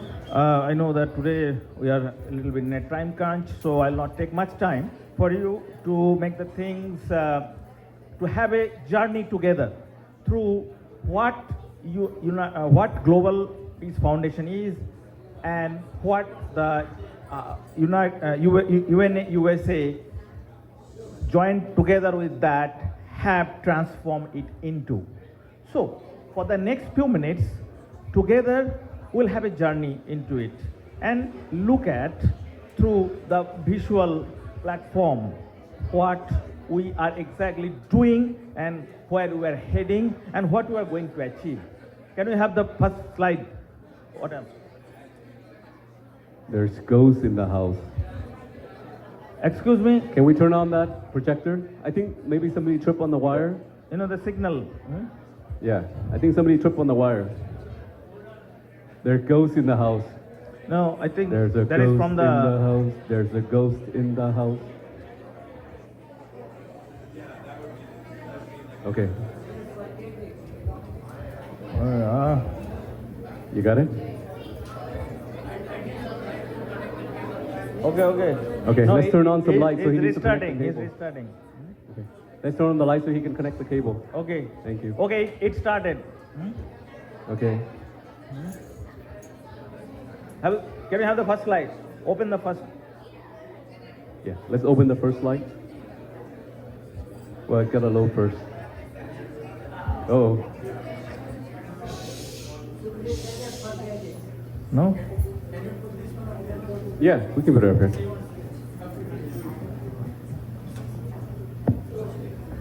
Is that signal coming there?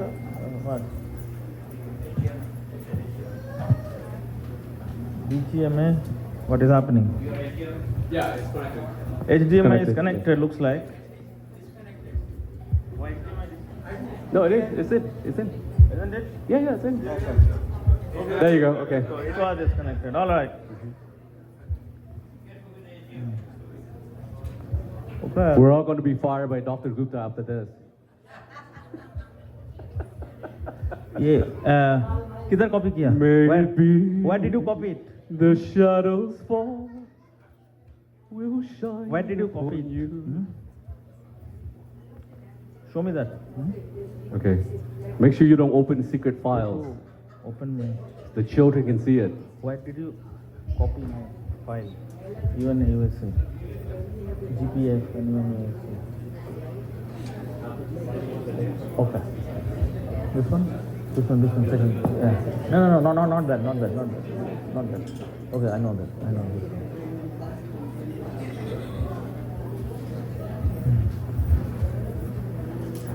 Okay.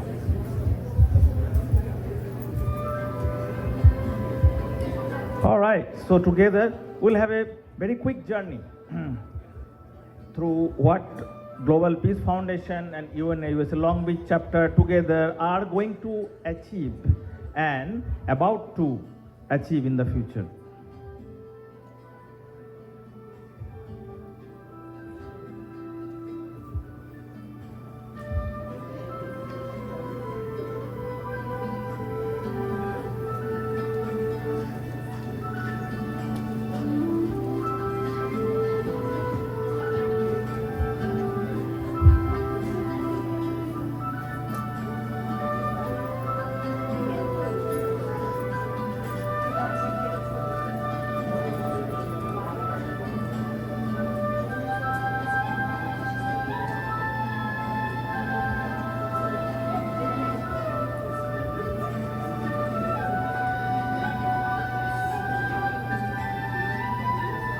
Now, all this data can be found on the website of Global Peace Foundation and also the UNA USA as well.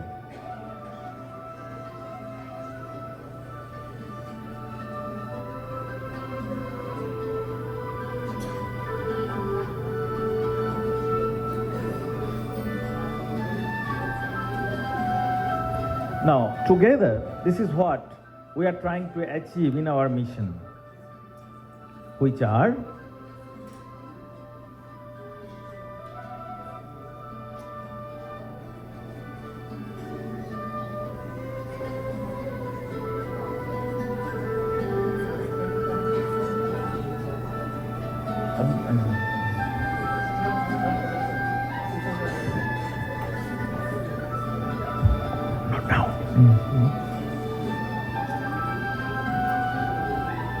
Now, these are some of the helps that we are seeking from all of you and the community in large. The financial support, the time and effort, and the facilities for organizing our planned activities like today. For the youth and the families, as Dr. Gupta mentioned, we are looking for a place to start our planned activity and trying to educate the community for preventing the drug and the alcohol abuse. And like today, the role model interviews and the powerful life stories of struggle and success to motivate the youth. So those are our plans for the youth and the families. And also setting up the youth for success by science-based life-changing principles.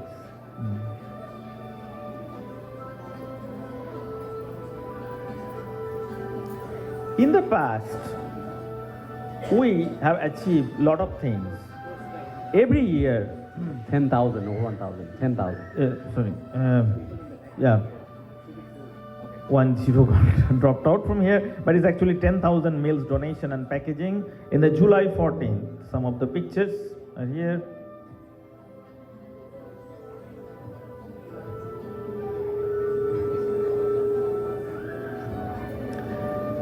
So this is a very fun event, especially for the children. You can teach them to help others by packaging the meals. The beach cleaning is another activity that we always participate in every year. This year, March 20 was the event. Last year, the World Peace Day was celebrated, like today, it's celebrated in the Long Beach on October 15.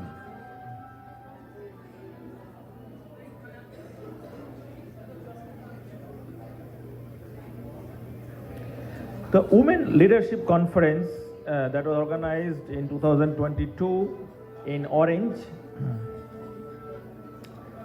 10,000 meals distribution is an ongoing event.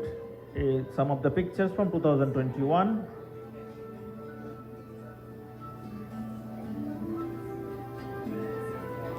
The beach cleaning is another ongoing event from 2021. During the COVID time, in 2020, we had participated in the relief work. So these are some of the pictures.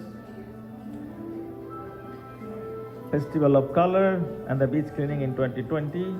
The Rise Against Hunger is another project that we participated with. And in 2019, this is what happened.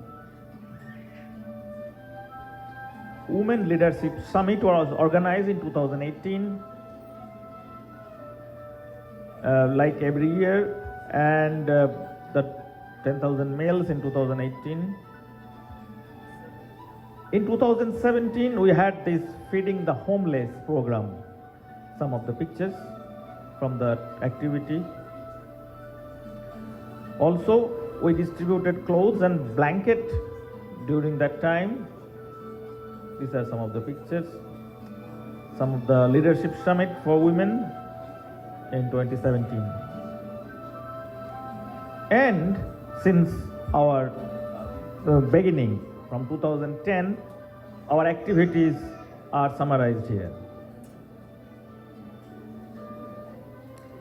Thank you all of you for joining us with a journey to a sneak peek into our activities and what we are looking for into the future. A big hand for Dr. Rajit, everybody. He put a lot of, Chatrik, yes, a lot of time together for this beautiful slideshow for you all today.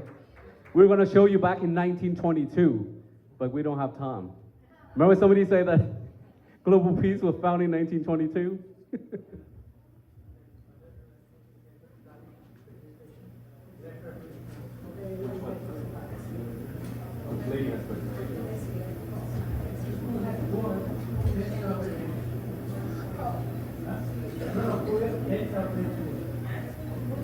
Can we have the light up, restaurant? Thank you. Can we have the light up the stage here?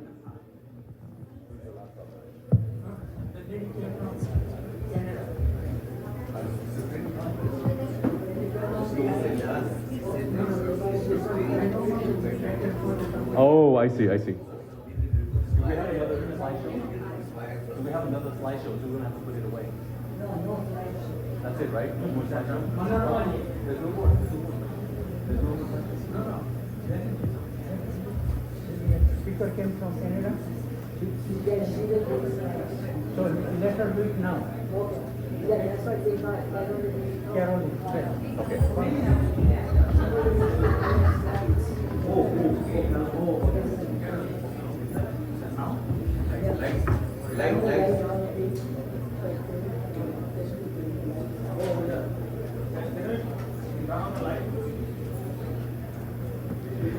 Can I have on stage Mr. Ramesh Ramani to introduce the next speaker, please? We have some light, thank you. The next speaker, she will be doing the slides as well, so you see the slides. Ramesh? Ramesh, are you here?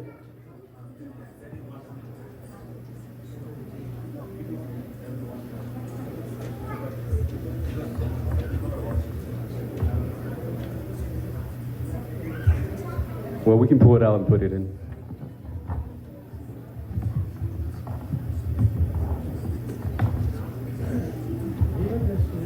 Yes.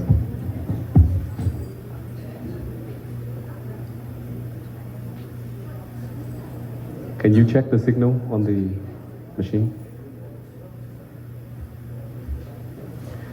Ramesh Ramnani, are you here?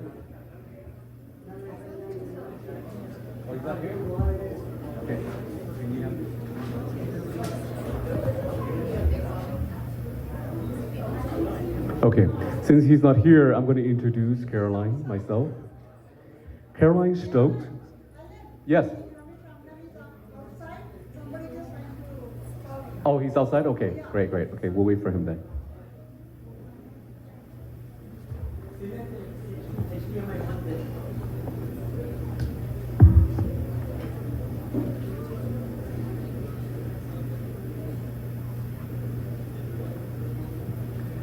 There you go, okay. Not yet.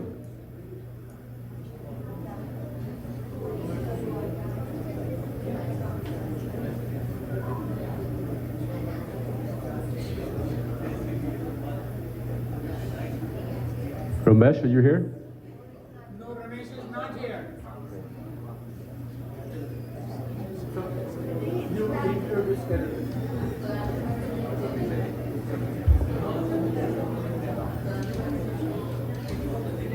Should I pull it out?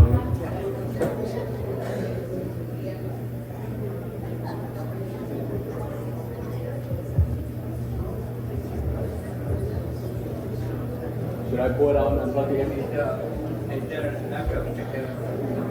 Laptop connection? Yeah, just pull it out and put it in. Oh, it's not connected yet. Oh, yeah, it needs to be connected. That's fine. Let me do it. Caroline Stroke is a certified executive coach working with the C-suite and the VP of the startups and Fortune 500 companies.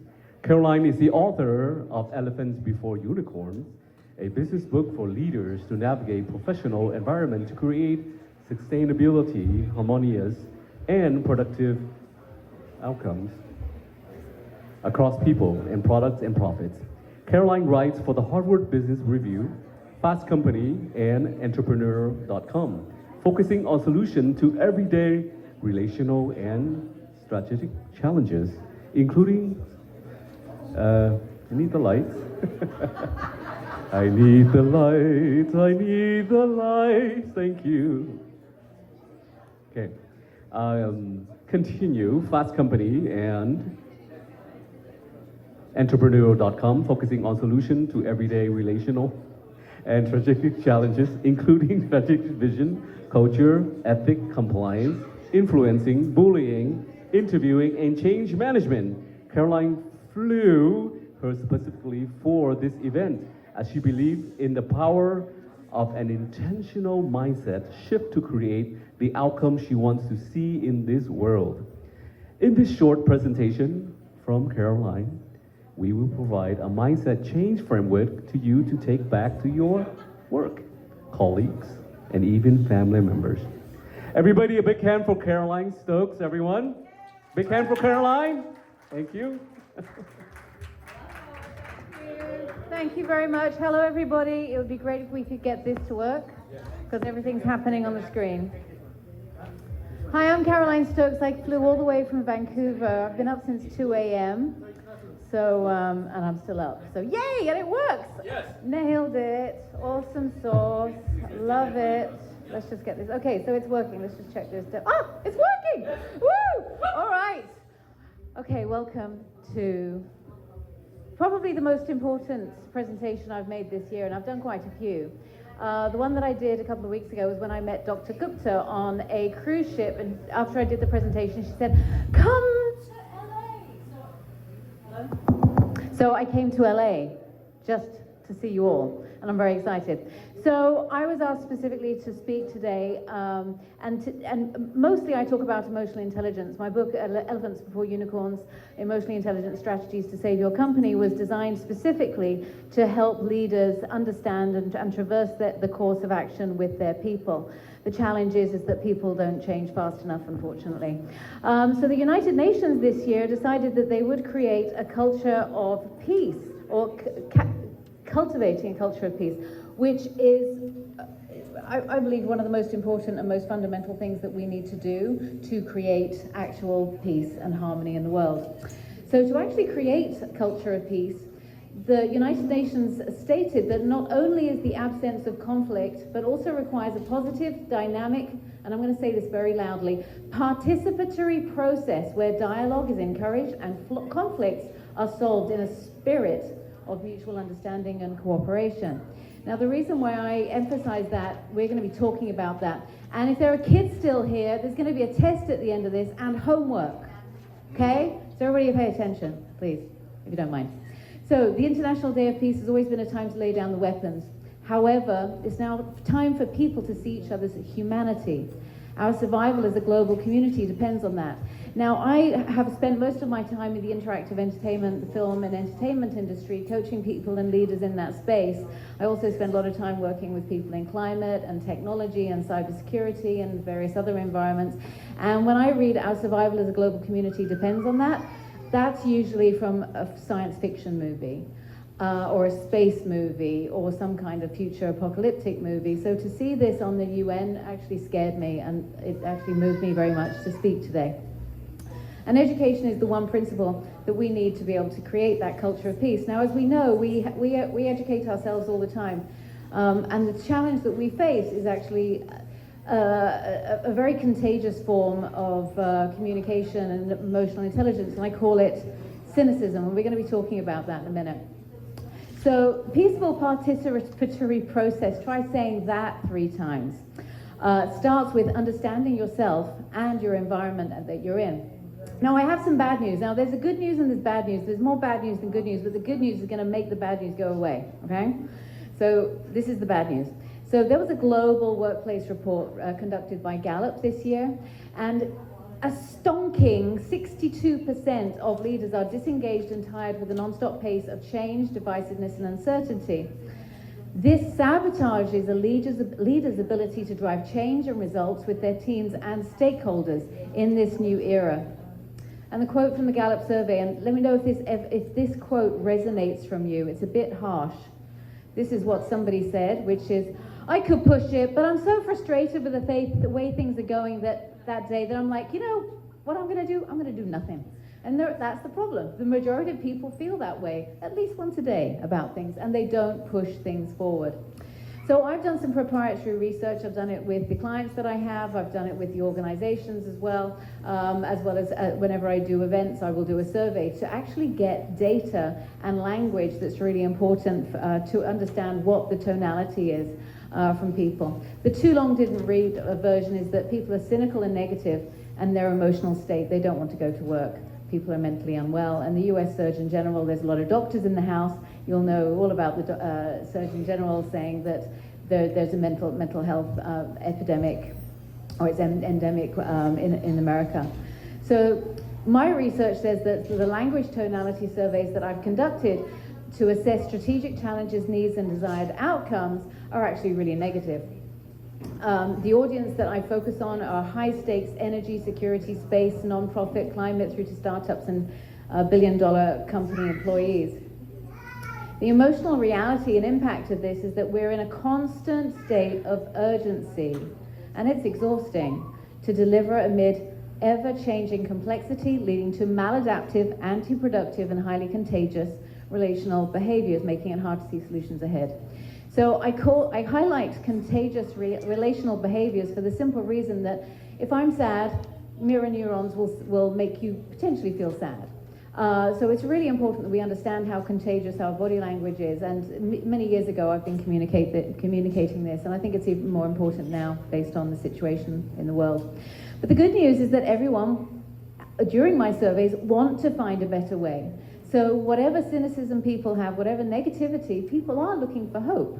And that's probably the most crucial thing. If they didn't, I don't think we'd be at all happy. So where do we start? So let's just think for a second. If 62% of this room, or 62% of your employees, or 62, you're one of that 62%, and you're feeling disengaged, disconnected, you're lacking motivation, feeling exhaustion, you're constantly in a state of unpredictability, and so on, and so on, and so on. It goes on and on and on. Expect to be frustrated with low quality engagement with your people at work, their level of productivity, and a negative partnership energy, and which is not an ideal environment for a peaceful, participatory process, is it?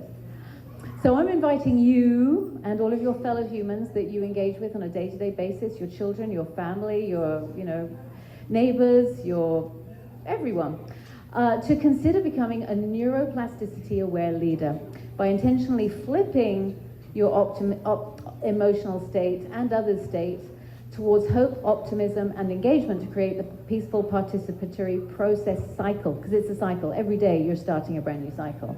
So how are we going to do that? Here's the homework. You're going to make a choice right now. This is the exciting bit. Okay, do you want the red pill? Do you want the blue pill? I don't know which one's which, but you're going to make a choice every single day whether or not you're going to, what kind of emotional contagion you're going to be communicating. And I'm going to give you some science, but you're going to have to do the research yourself because I'm already out of time. So you're going to choose a brain avatar every single day, the cynic brain or the optimist brain. So here's the science. There are 3 stages. There's the stress and the emotional regulation that relates to both of those brain types that you can choose to turn on or off. So with cynicism, the too long didn't read version is that if you're cynical, it's going to reduce your resilience. If you're reducing your resilience, you're not going to be able to do what you need to be able to do, and it's going to get depressing. You'll go into a doom cycle. On optimism, the too long didn't read version is you're going to able to, with an optimistic outlook, enhance problem-solving abilities. Then with the cynic brain versus optimist brain, from a neuroplasticity and resilience perspective, you're just going to go a whole lot further if you obviously, guess what, go down the optimism route. But here with cynicism, you're reducing the brain's neuroplasticity, and apparently there are reports quite recently that it leads to dementia. And everybody tries to avoid that.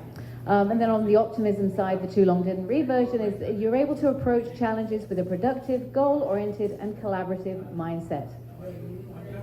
And the final piece is it impacts your physical and mental health as well. As we all know, we're nothing really without our brains and our bodies. So from a cynical perspective, if you're feeling cynical, you're going to be more prevalent or more likely to become depressed, anxious, and resort to social isolation. And I can tell all of you are out, so social isolation isn't a thing. Optimism. The benefits for your mental and physical health is that optimism rewards the brain circuits in the brain. I love dopamine and serotonin. That's why I'm here. I am always, trying to be as optimistic as possible. And it improves your immune function, which is obviously very important. So how can you do that? So your homework, this is homework. Where are the kids? I want them to get the homework bit. Have they gone home? Okay. The homework is to be a peace-seeking and optimistic brain, optimistic brain, which is really a personal commitment to a new cycle. This comes in 2 parts. It's personal commitment, and then there's team commitment. And your team can be your family, it can be your friends, it can be people at work, it can be your boss, it can be your stakeholders within the environment that you actually work with. But starting with the personal commitment to a new cycle, start noticing. I did this project with IEEE on the ship to Alaska with Dr. Gupta, and the important thing is that I gave them 3 days to notice whether or not they were in a cynical thought process or an optimistic one, and then to notice and then see if they could change it. That was a 3-day process.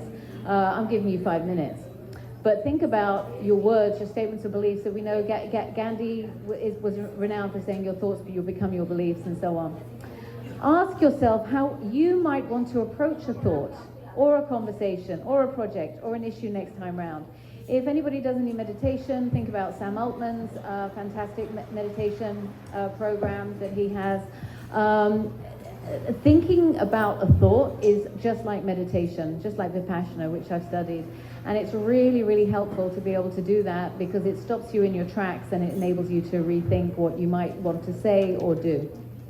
So from a leadership and team commitment to a new cycle, the list is long. I hire a coach, use ChatGPT to assess your approach and tonality. I'll give you an example. My ex-husband uses that before he communicates with me. It's genius.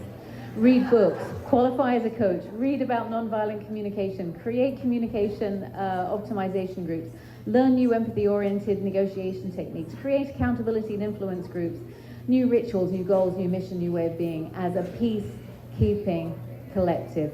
If you want to learn more, here I am. That's my link to LinkedIn. And if you want to receive this presentation, you can contact me at caroline@theforward.co. Thank you very much. All right. Caroline, thank you so much. Thank you, my dear. Wow, that was really deep mentally. Okay, let's turn on all the lights again. I'm afraid of the ghost. Lights again, and let's unplug the projector. Otherwise, people are gonna trip on that thing, and then the restaurant gets sued, the Global Peace gets sued, UNA gets sued because of the people trip on the wire. All right, let's turn on the lights so we can continue with the program.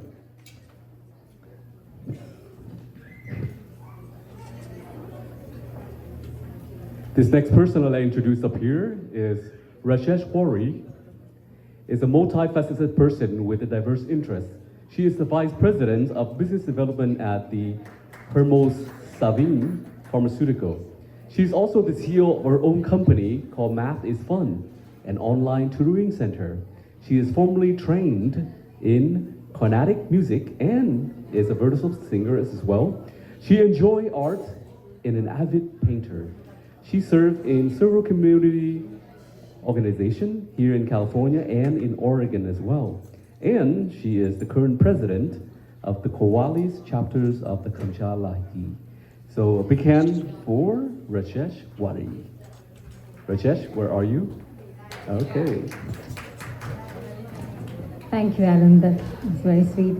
Well, I think it's getting late, so let's get ready for a very cute show we are having. Today we're going to have a heartwarming performance by the talented mother-daughter duo, Raju and Mommy, in the spirit of Peace Day. They'll be dancing to Let It Go, a song that beautifully represents the journey towards inner peace and acceptance. Through their graceful movements, they will remind us of the power of letting go and finding harmony within ourselves and with the world around us. Let us sit back and enjoy this cute performance. Can we do a big hand for them, please?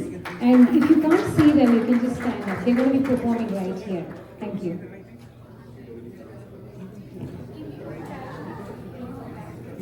Can we move the projector, please?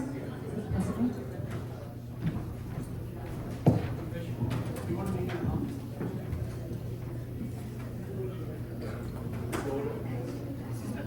We are going to perform on the stage, and Riju is so tiny. Stage is pretty small for us to dance with these wings, so we decided to dance it on the floor. And Riju is so tiny, and she has really worked hard. So please feel free to stand up and watch. It's a very short performance, so it's not going to be tiring for you. So thank you. All right, here we go. We got a blue princess and a white queen.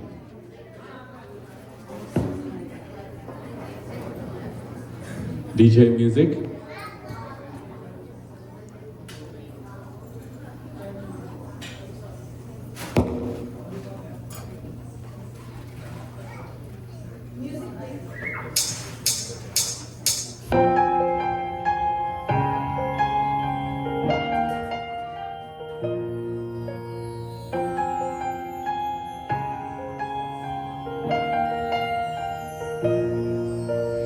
Snow glows white on the mountain tonight, not a footprint to be seen. A kingdom of isolation, and it looks like I'm the queen. The wind is howling like this swirling storm inside. Couldn't keep it in, heaven knows I tried. Don't let them in, don't let them see. Be the good girl you always have to be. Conceal, don't feel, don't let them know. Everybody. Well, now they know. Let it go, let it go. Can't hold it back anymore. Let it go, let it go. Turn away and slam the door. I don't care what they're going to say. Let the storm rage on. Cold never bothered me anyway. Everybody, get your phone out and put the flashlight on. Get your phone out, put the flashlight on, and let's do this, okay? Get your phone out, yeah, get the flashlight out. Everybody, get your phone out, please. There you go. All right, and move your arm along with the music. There you go. Yeah, that's beautiful. There you go. Very cinematic. Everybody ready? Let it go, let it go.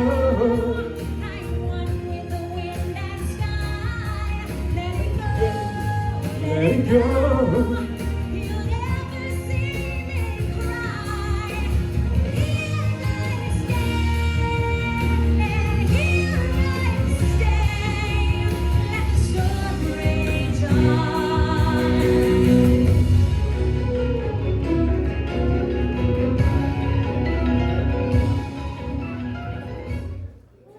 All right, a big hand for our beautiful dancer, everyone. All right. Don't you love that? You want to see more of it? Okay. Or more speech? Okay. Let's do more, a little bit more speech, and then we'll have a wonderful dinner together. They have a buffet here tonight. All right. So up next, I'd like to introduce Mr. Arvind Patel. Arvind Patel to introduce the next speakers.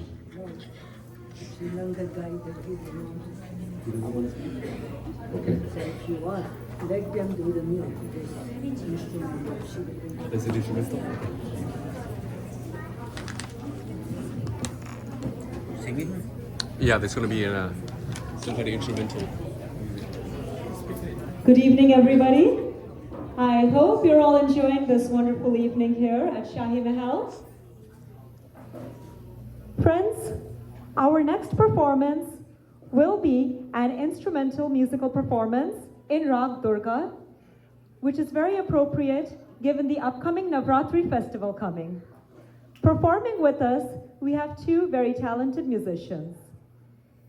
Dr. Sukrit Mukherjee has received his Sangeet Visharad diploma from the Prachin Kala Kendra, Chandigarh, India, and he has also served All India Radio as a tabla player. Accompanying him, we have Stephen Day. He has been learning sarod for almost 30 years. He moved to India for 3 years, where he learned sarod under Ustad Amjad Ali Khan. After moving back to Los Angeles, his compositions have been featured in media worldwide, from Hollywood to Bollywood. He is an award-winning artist who has performed not only for the UN, he's performed in New York, Los Angeles, and he's always willing to help with the World Peace Organization. Friends, with no further ado, please welcome to the stage Dr. Sukrit Mukherjee. Joining him on the sarod, we have Stephen Day. Yeah! Thank you.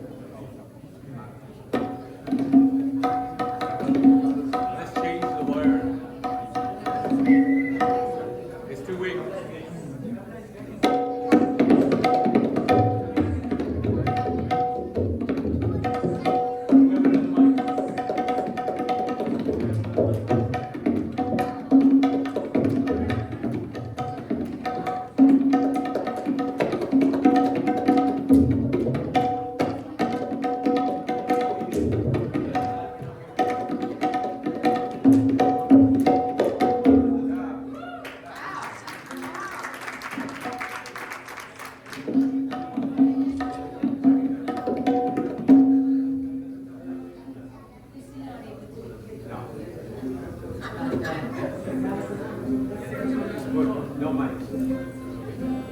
What we put in the middle?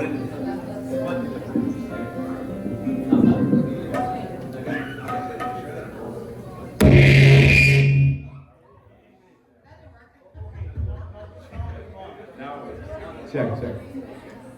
Okay, check. What they say, is this mic on?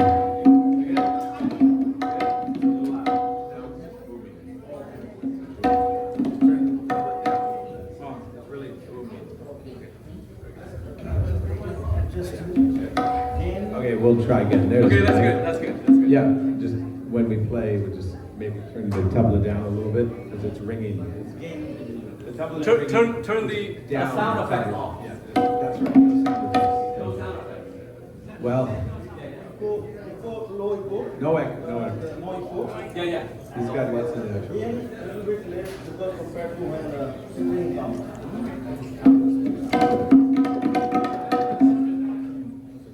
Okay. We'll try this again. It's an honor to be here. Always good to be supporting the Global Peace Foundation and the noble causes of global peace. Thank you for the talks and thank you for coming from Vancouver. It's the red pill, by the way. The red pill is the one where you see reality. So we're going to play Rag Durga, as mentioned. Rag Durga is a very auspicious rag, of course, at this time of year. When I lived in India, I traveled many times with Ustad Amjad Ali Khan, my teacher, to Calcutta, Delhi, all over India. And of course, learned the great traditions of India that have been passed down from generation to generation. And it was a very humbling experience as a Western person who was born in California, grew up in Vancouver actually, and to go to India, to live with families and study with Ustadji and for 3-4 years, and then try to learn the customs, try to learn the protocols. Sometimes it was like having 2 left hands or 2 left feet or 2 right feet. But little by little, I began to understand the subtleties of Indian music and the subtleties of Indian culture to whatever extent I could, and I've learned to appreciate Indian culture to the degree whereby I endeavor to teach it to my own children, because I believe Indian culture is something that is sacred, universal, because it honors spirituality, it honors the deities, it honors the inner struggle, the inner being, and the beauty of the inner being. And that's why I play Indian classical music, and that's why I teach this music to my friends and family. Thank you very much. We'll play Rag Durga.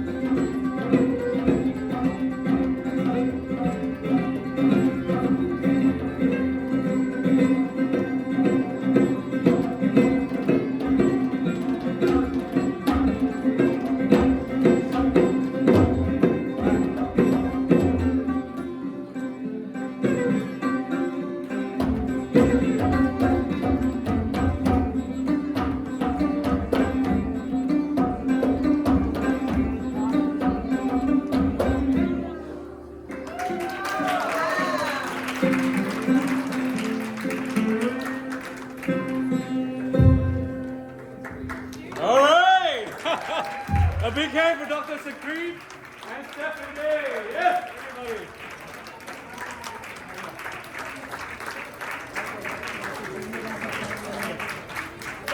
Now that is Mike.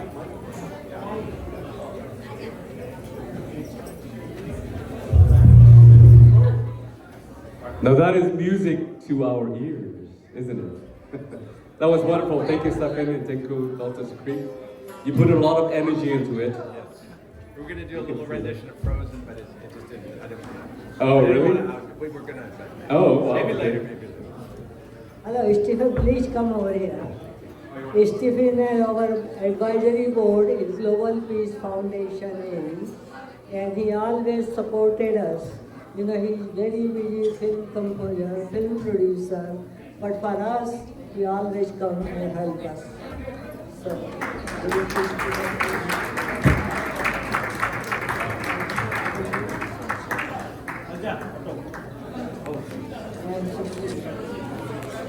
and you got the introduction of Sukrit anyway several times, so you know all of them. Stephen, I really appreciate it. Thank you.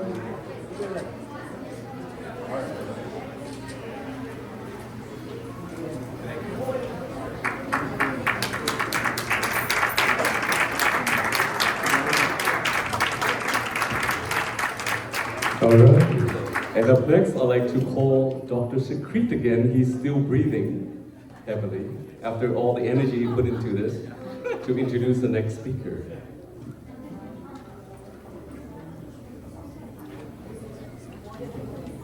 The next speaker is the Reverend. But wait a little bit.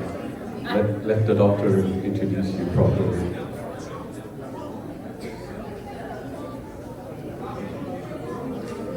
Everybody enjoying the night? Are you all hungry? Yeah. Okay. The reason we serve food the last, because if we serve it now, everybody, after you eat, you run away. So we gotta do a prevention account, you know. All right. A big hand for Dr. Sakrit. Thank you, doctor. It is an honor to introduce my next speaker. Catherine McKinney is the Dean of the Los Angeles School of Spiritual Learning at Redondo Beach, and which actually trains ministers for Center of Spiritual Learning. She serves as a staff minister at Redondo Beach Spiritual Learning Center, I guess. And the Reverend Catherine has been married to Robert for 51 years and has 2 daughters.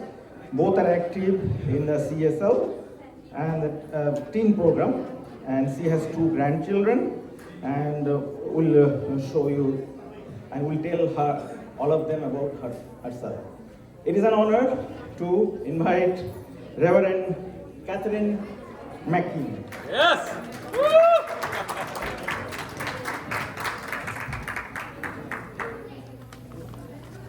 I thank you very much for inviting me to be here today.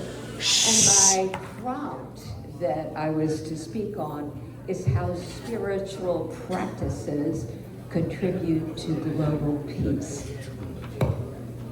And one of the things that I have learned in my years of study of being a minister, and I should say that as an individual, I'm a doer.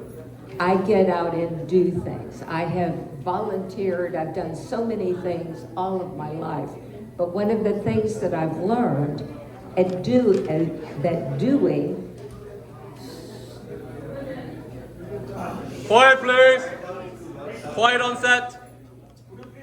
Doing without taking the time to be is without merit in my case. I would do more and more and more, but what I have realized as I practice the spiritual practices that work for me is that I become more peaceful, I become more with myself when I do that. Our spiritual teaching is one that embraces all faiths, just as Baha'i does. We're part of this umbrella that we don't check your rules at the door. We don't check what faith that you hold for us. We have had many faiths that have participated in our center with joy. And so that part of it appeals to me in a way that is visceral and that started even when I was a child. I rejected certain teachings when I was only 12 because it made no sense to me. And I became what I became once I found that there was a place that I could feel at home. So what my spiritual practice is, and I think they're varied. Many people practice meditation. There is contemplation. There's getting out in nature. There are many ways that we can come to ourselves that, in fact, there's probably as many ways as there are ones of us. Because we are unique expressions of the one power, all of us, regardless of what faith that we follow. Unique expressions. And so our life is unique, our practice is unique, and everything that we do comes from that special perspective. And so what that requires is that I recognize that everyone else is unique and requires my respect for the way they think and the way they do. That is what peace is about. And I truly believe that we will never have peace in the world if we don't have peace in the country. If we don't have peace in the country, we won't have peace. We have to have peace in the community. We have to have peace in the family. And I have to have peace within me. And I think that's the way it works. It begins with me. I had an experience of a person who's applying to be a minister, and I was reading her biography. And she tells this passionate story. She's from El Salvador, and her Papa Juan was very sick. She was only 10 years old, and her family was not religious. But she understood some spiritual, something that she felt at the time was out there as opposed to within her. But she still felt the connection, and she prayed to God to heal her Papa Juan. And so other people in the family shunned Papa Juan because they were afraid they were going to catch what he had. She did not. She put cream on the sores on his body, and she knew with the faith that was deep that he would be healed. And he was. And so she has these experiences that she's carried from age 10 to where she is now, and she's found a faith that she is able to practice. And all she wants to do is to learn more and help other people to learn as well. To me, that's what it's about. If I can't help somebody else, and my practice is personal, I work with people one at a time. I'm a prayer practitioner, if you will. And provide those experiences, provide those ways in which people can grow and learn themselves. And one of the things that I find right now is that many people are afraid. There is a great deal of fear. And we don't often know what it is we're afraid of. I have had at least 3 women talk to me within the last few days. They're just afraid, and they're not sure. And to provide peace and ways for this one woman, this man, to find that peace within themselves, that's how we do it. And I know there are so many of you in this room who work at this so much, and I honor you. And I feel like even with Dr. Gupta, her whole life is peace. She is an embodiment of that, and it radiates from her. And can't it be for all of us that there's this atmosphere around us that radiates what it is and who it is we are? There's a great song by Daniel Nahmod that says, it's called One Power. And one of the lines in it, one of the closing lines is, it's the power of love. There's only one, And there's the power of love between you and me. And that is what changes the world. And that is how ultimately we get peace everywhere. And so it is. Namaste.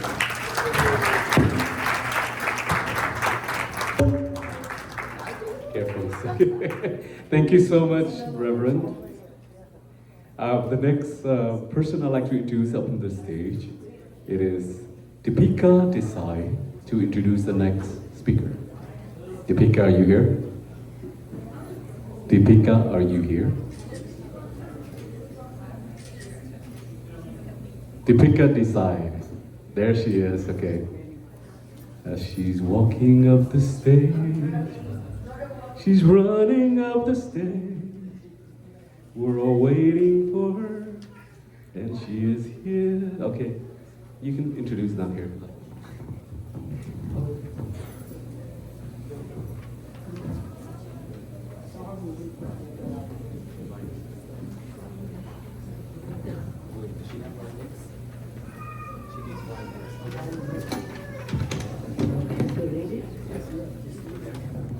Good evening, everyone.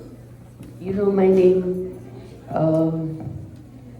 I'm going to talk about Ryan Hicks, co-founder. As the co-founder of Berlin for Peace, Ryan Hicks coordinates man community activities.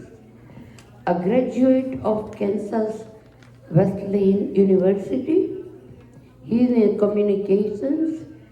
His desire is to catapult communities while have passion to create safe and fun activities for all ethnicities and ages. He received numerous awards from various organizations in the common, has appeared in many newspapers as well as LA major news like ABC, NBC, promoting balance for peace. Peace on the earth. Ryan Hicks.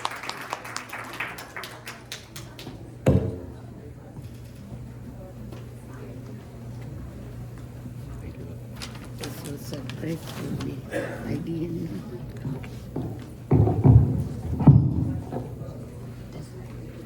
Thank you for all coming out to World Peace Day, the United Nations celebration. My name is Ryan Hicks, the co-founder of Ball and Peace, along with my father, Ken Hicks, who's known as the godfather of street ball, who started the Venice Beach basketball tournaments from the 1980s to 2000s with players such as Kobe Bryant.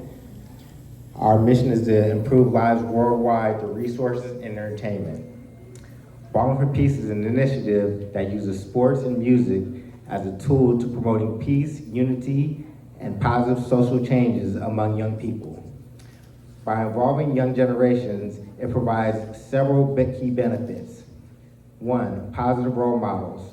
The program connects youth with professional athletes, celebrities, and community leaders who promote nonviolent, healthy lifestyles and constructive behaviors. These role models encourage young people to pursue education to avoid negative influences such as gangs and drugs. Two, sports is a gateway. Basketball, being a popular sport, serves as a universal language that engages youth in a fun and competitive way. Through this, the initiative can be easily attract participants and use a platform to message of peace, teamwork, and discipline. Three, conflict resolution and teamwork.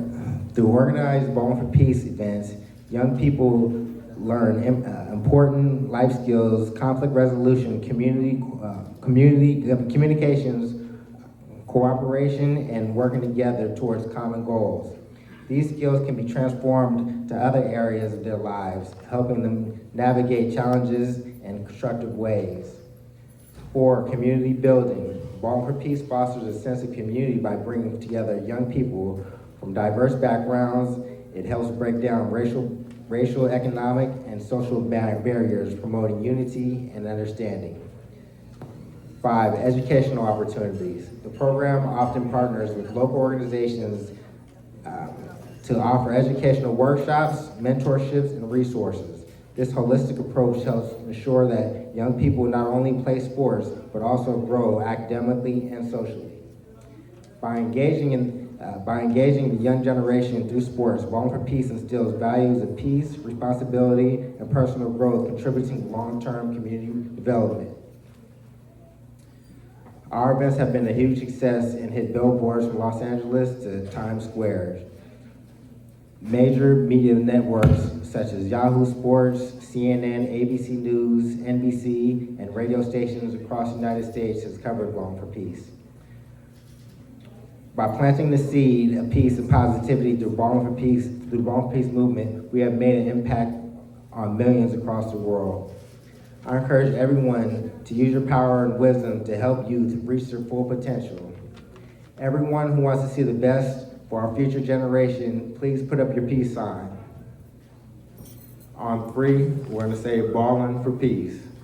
1, 2, 3. Bowling for Peace. Thank you.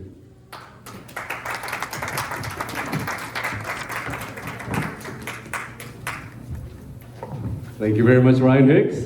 Thank you, and appreciate your coming here today with us. Up next, I'd like to introduce to the stage Shukra Madi, Surekha Madi, Modi. Are you part of the Modi family? Yes. Ooh. Ooh. How nice. I would say yes. Proud to say yes. This I think is so light. I don't have to make it.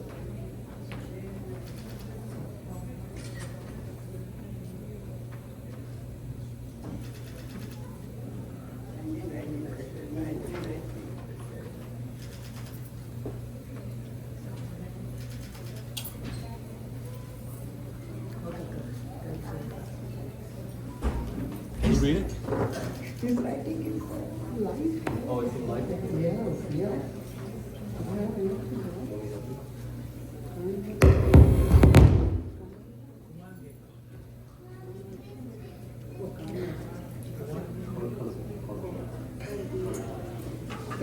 Okay. Okay. I'm going to introduce Steve Ross. Steve Ross is the president of Carnival Productions as well as screenwriter and producer. Currently, he is working on a variety of feature film projects in the action, horror, and family film genre. He is certified in the following philography. Sorry, the writing is so light, I can hardly read it. Lionheart, Link-Lord, Van Dermrek, Keeper of the City, Peter Coyote, and Louis Cornwell. Steve Ross and Carnival Picture, writer-producer. In addition to these film credits, he is president of the United States Tang Soo Do Association and is owner of chief instructor of Orange County Academy of Martial Arts, located in Orange County in 2010. He was introduced into the United States Martial Arts of Fame and is highest ranking certified musical arts instructor in the art of Tang Soo Do. Today, he works with Hollywood celebrities in fight choreography and personal defense. Sorry if I pronounced it some words wrong. Please pardon me. Big hand for Steve. Welcome, Steve Ross. Oh, careful, careful.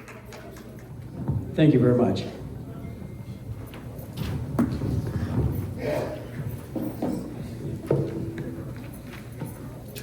Good evening, everybody.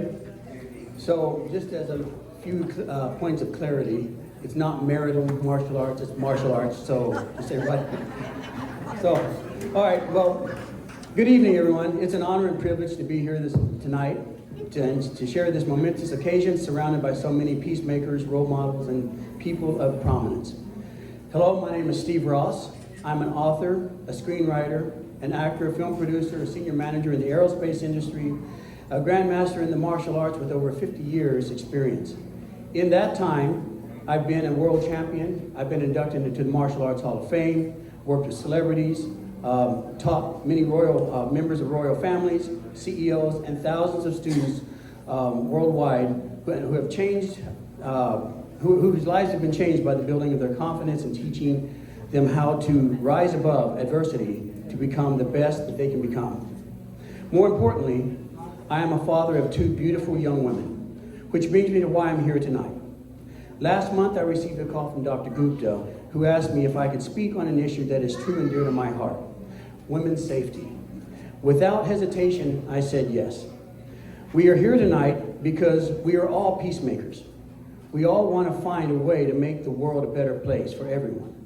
Each of us have our own strengths, gifts, and share with the world. For me, my gift is the ability to inspire others and show them that they do not have to be victims of violence, but how to become victorious and overcome the violence. I believe in peace through strength. Strength of character, strength of spirit and will, strength to get up when you are knocked down, strength to never give up, no matter how hard the challenges may be. Because if you give up, you lose, and that is a victim mentality. Tonight, I'm here to tell you, no one has to lose. Just say no to giving up. Say no more. Growing up, I was a victim of assault and extreme bullying. I was abused by caregivers, beaten by family members, and watched my baby brother strangled to death just simply because he was crying. But there was a point in my life at the age of 11 when I said no more. In 1971, I started training in the martial arts, and for 6 months later, the local bully tried to pick on me, and right after that, I had him on the run, and I was hooked for the rest of my life. I'm here tonight to share my gift with the men and women who might carry with them fears from times past. What is in the past is truly behind you. The only way it can harm you is if you let it. Say no more. But in order to do that, you must face it. When you face it, embrace it, understand it, make peace with it, for it's part of who you are. Do your best to understand that fear is not real, but danger is. There are many dangers that surround us. As much as we want the world to be a safe and peaceful place, oftentimes it is not. There's not a day that goes by in the news that we don't hear about robberies, assaults, carjackings, kidnappings, physical or sexual violence, rape, murders, somewhere within our proximity of where we live. Tonight, I would like to talk about the crime that affects the very core of the person's being, sexual violence and rape. Let me preface this information, as I'm about to share, that is simply for educational awareness only. In no way is it meant to point out a specific people or country in a negative way, but the facts speak for themselves. And if anyone in the audience has had an experience of sexual abuse, it is not uncommon for it to trigger emotional flashbacks. Let me assure you that tonight you are in a safe place. And should that event occur, reach out and grab a friend or a loved one and help them to assure you you are safe. For most of us, when we were young, we were taught bedtime stories of boogeymen and things that go bump in the night, which leads to us to believe that scary things happen at night in the shadows of darkness. Though some of this is true, 86% of violent crimes actually happen during the day. Here in California alone, did you know that every 68 seconds someone is sexually assaulted? 1 out of every 6 women have been victims of attempted or completed rape. 28% were between the ages of 35 and 64.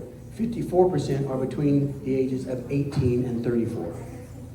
In August of 2024, a report from a global news site called The Pulse listed the 5 most dangerous countries in the world for women, and they are as follows.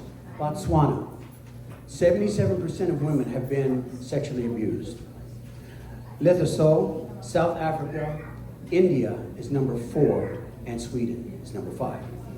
On August 25th, 2024, New York Times article titled, "Is India a Safe Place for Women?" It states that India, by many measures, remains one of the world's most unsafe places for women. Rape and domestic violence are relatively common, and conviction rates are low. The article continues and says that 35% of Indian women between the ages of 15 and 49 have experienced physical or sexual violence, higher than the world average of 27%. Many more rape cases go unreported because of the fear of retaliation, victim stigma, and the distrust in the police investigations. Out of the 118 countries listed, the United States was listed as number 27. And with the huge influx of illegal aliens crossing our southern borders from major crime rings and vicious gangs, things aren't getting any better. Sexual violence goes much deeper than just the victim as well. It also affects the victim's relationships, their families, their friends, and their coworkers. The most common reaction to sexual assault is fear.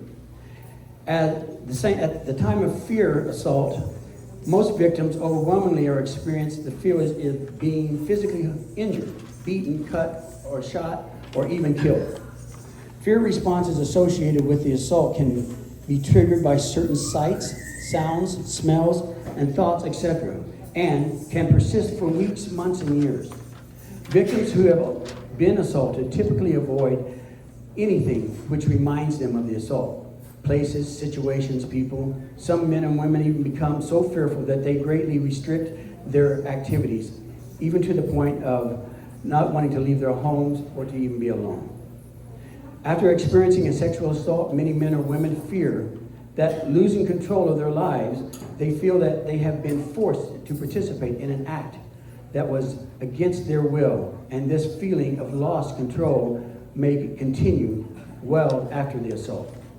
Victims may re-experience the assault over and over again in their thoughts and dreams. When this happens, it's almost as though the assault is occurring again. This is referred to as a flashback. Sexual assault victims may find that they have trouble concentrating on things. It is as though they cannot keep their minds focused on anything they're doing. The most common source of guilty feelings associated with sexual assault is the result of self-blame. For instance, I should have not dressed that way, or I should have dressed differently. Maybe I shouldn't have been at that location that night, or maybe be more careful about locking my door. Another reaction to sexual assault is the sense of sadness and depression. There may be feelings of hopelessness and despair, frequent crying spells, and sometimes even thoughts of suicide. A loss of interest in activities of things that previously were enjoyable often accompanies these feelings of sadness and despair. Nothing seems like it's fun anymore. It's not unusual to see a disruption in relationships with others of sexual assault. It is in part a result of the withdrawn behavior and that frequently accompanies sadness and depression. The victim may also feel embarrassed, ashamed about what happened. However, the support of family and friends play a vital, important role to the victim's recovery of this trauma of sexual assault. In summary, typical responses of sexual assault are as follows. Fear response that reminds them of the assault, feeling like they are losing control, re-experiencing the assault over and over again, problems concentrating, guilty feelings, developing negative self-image, depression, and disruption in close relationships. Most importantly, all of these reactions are normal responses to the traumatic event of such an experience. As for myself, I lived the life with a woman of sexual violence. The mother of my children was brutally raped, beaten, and left for dead. For 10 years of our marriage, we struggled with this ugliness. So much that it drove her away from the marriage, down a path that still to this day she is haunted. That was 35 years ago. So what can you do to reduce the chance of becoming a victim of this heinous crime? Empower yourself. Understand the criminal mind. Criminals are smart, but they are lazy, and they want the easiest prey. So think like a criminal. When you're out and about, be extremely cognizant of your surroundings. I call that situational awareness. Walk with confidence, head up, eyes straight, and make eye contact. Don't be walking around looking at your phone, heads down. When you're heading to your car, have your keys in your hand. Don't fumble around looking for them while you're standing outside. Listen to your intuition. It is there for a purpose, and it's usually right. If confronted, be cordial, but be strong in voice. And as a deterrent, say stop, no, get back. If you have to fight, then fight, bite, scratch, and go crazy like a wild person. Most likely you'll need to do it to survive. If you have been a victim, stand up and say no more. Train yourself and your children in a solid form of self-defense. It could save your life. Do it so you can say no more.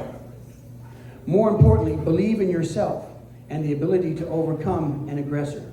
Face the evil and say no more. In conclusion, amongst all the struggles and fears, practice your ABCs. Be authentic, be beautiful, and be courageous. Nothing can stand in your way. Stand and say, no more. No more. Thank you very much.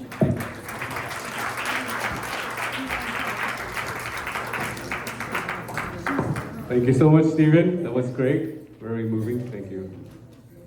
So that concludes all the speakers for tonight. Yay. Okay. So here's a quiz. There's a quiz. All right. This is my last C's candies. All right. There's 2-part questions. And if you'd like to answer it, raise your hand. And then we'll hear your answer, okay? So how many speakers do we have tonight? And what is the universal message that they all radiate?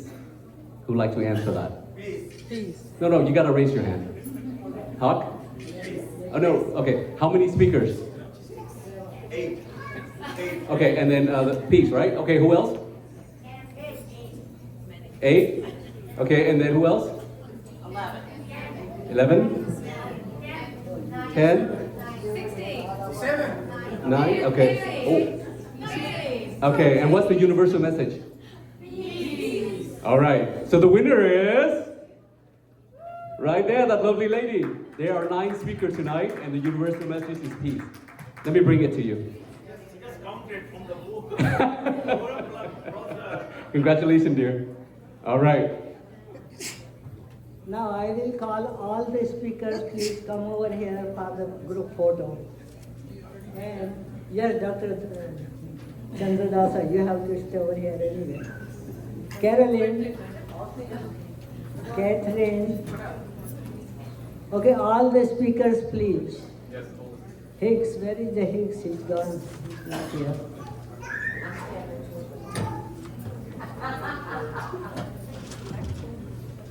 I was hoping you all will bring your. We can come this side so it's more. More round. Yeah. Maybe it's there. We have all the speakers?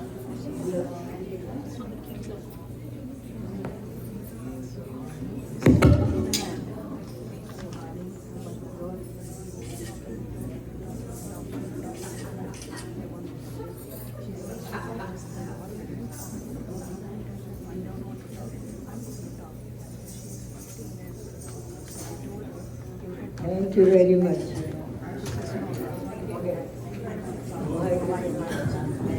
All right, now for the entertainment part. Yay! Okay. All right, and then the food, okay? All right, up next, I'd like to introduce the beautiful Rani Kusto, who's going to introduce the dancers. And then we're going to have the food after that, okay?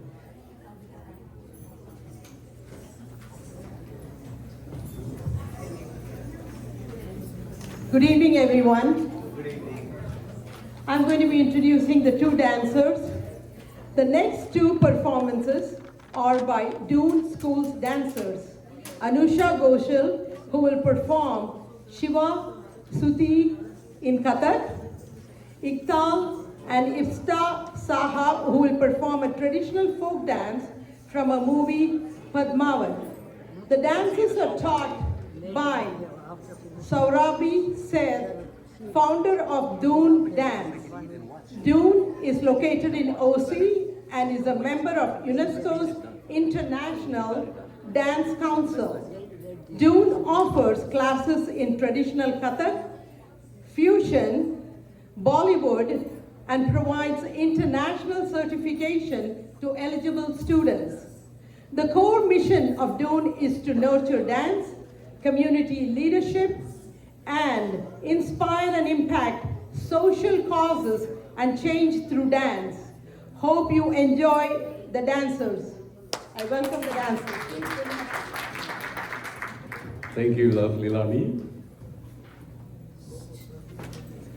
Okay, they will start the dance, and that will kick off the dinner session. So dance will give you a lot of appetite. DJ, let's hit the music.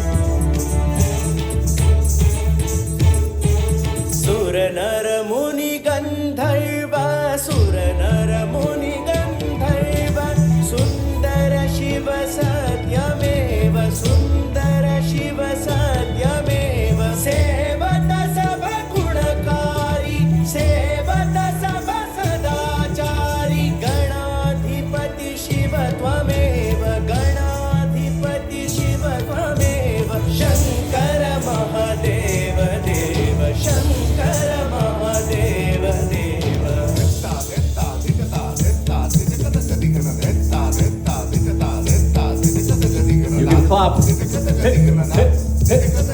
Sheesh Ganga Gala Bhujanga Sheesh Ganga Gala Bhujanga Kana Kana Shiva Mein Taranga Kana Kana Shiva Mein Taranga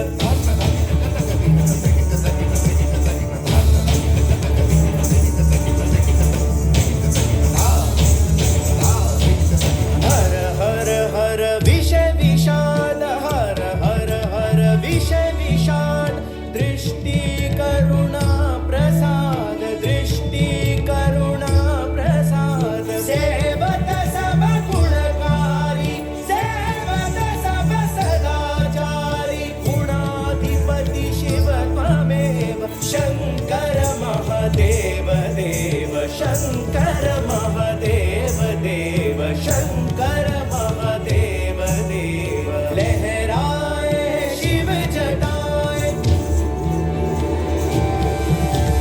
लहराए शिव जटाए तीनों लोक थर थराए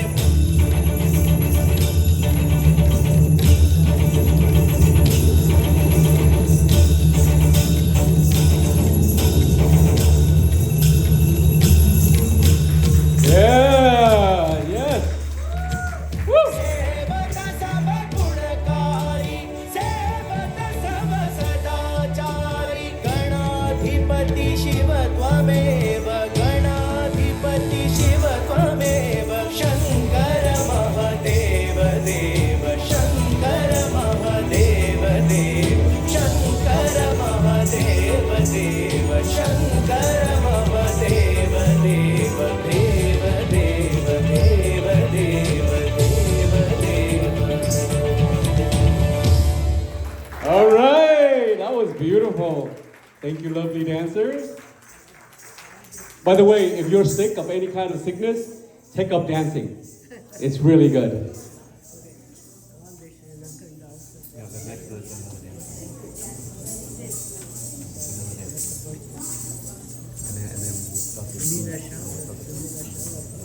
And then I'll introduce all this.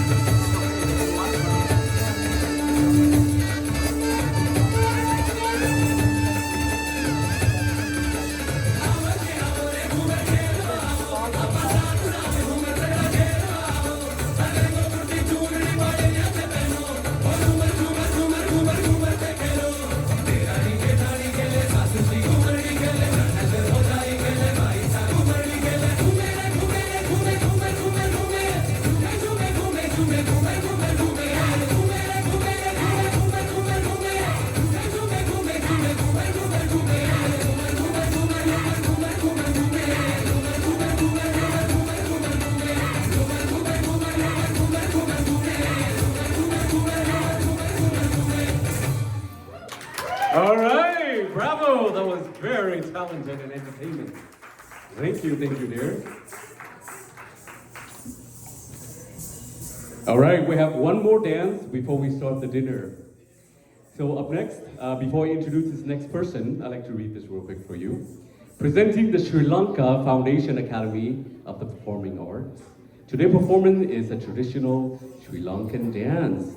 It's called the Gajaga Wananma, and performed by Setri Plema, managed by Shalana Shirishla and Metaya Wiljam Munich. So a big hand for Achala Wirsharchinj. Are you here, Eddie? I hope I spelled that right. I say that right. Achala. Achala. All right. Achala?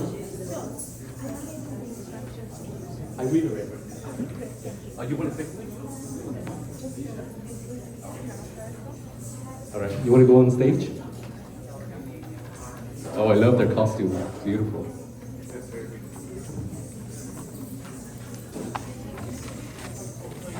Okay. Here we go.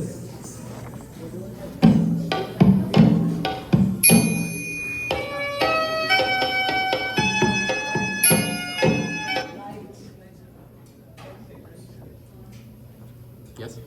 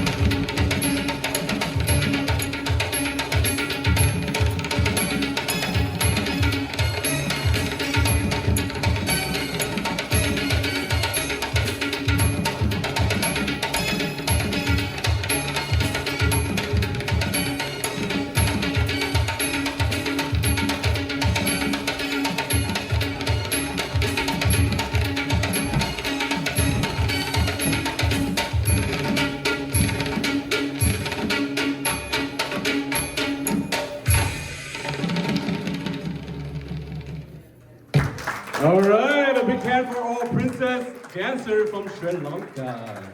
Thank you, lovely princesses. Be careful when you step down. All right, so on behalf of Global Peace Foundation and also UNA USA, we want to thank you, the restaurant owners, and also all the staff for providing us with wonderful coming food right now. Thank you to the restaurant named Shahi Maha Banquet Hall. So everyone, please sign up in the back to get the food, and then we're gonna have more singers and dancers right now, okay?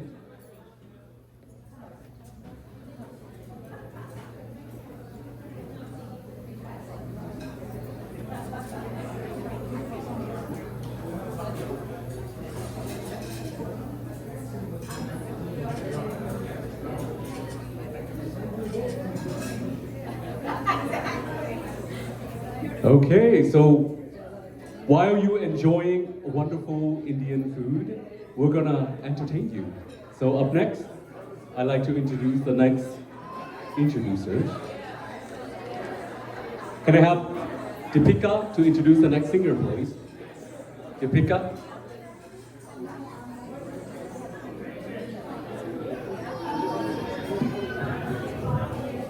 Shahab.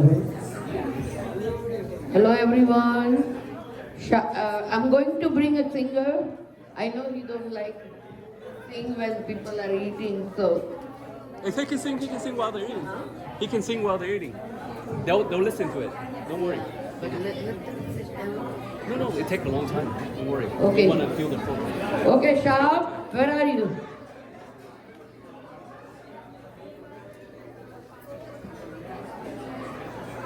I hope you didn't left. Oh, here. He will sing an English song so nobody gets bored. Yeah. How about that? Yeah. Right? So everybody can understand. They will hear. Check 1, 2. Check 1, 2.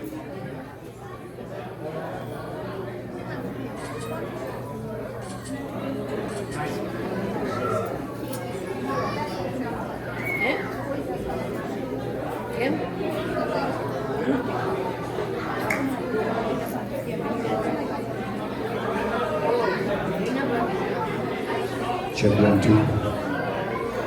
That is. Check 1, 2. Check 1, 2.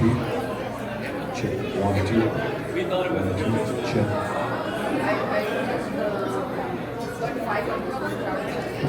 Check 1, 2. Check.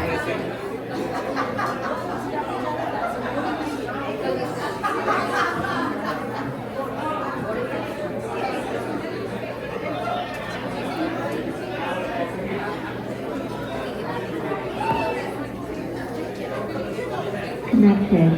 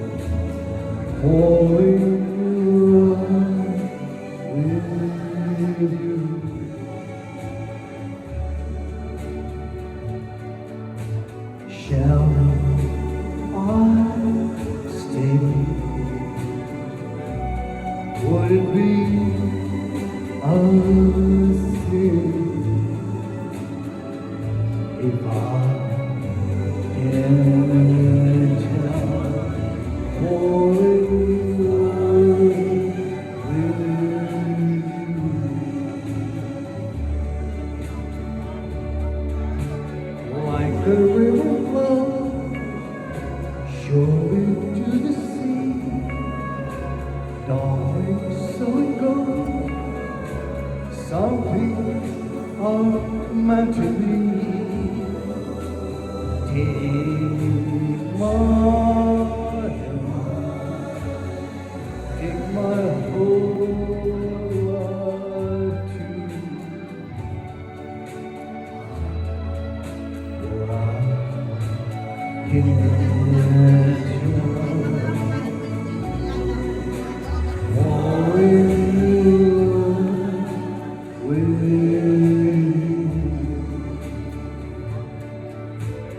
like a river flows surely to the sea, darling, so good. Some things are meant to be. Take my hand, take my whole life too. For I can't fall in love with you. For I can't fall in love with you.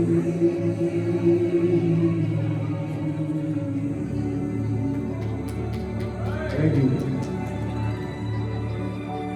Thank you.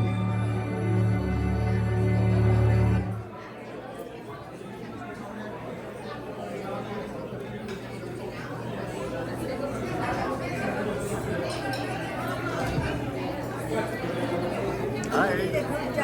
Thank you, dear. Go get some food. Okay, great.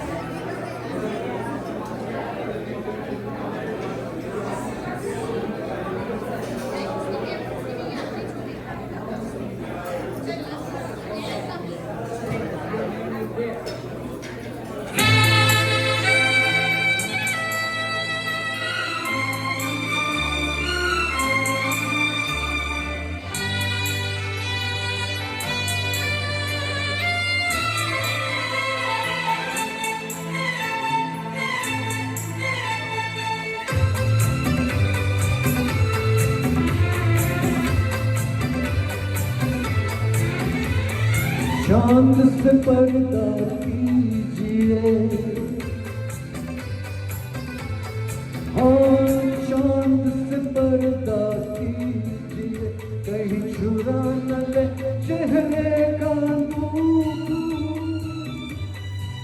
ऐ मेरे हमनवा, ऐ मेरे हुजूर, ऐ मेरे हमनवा,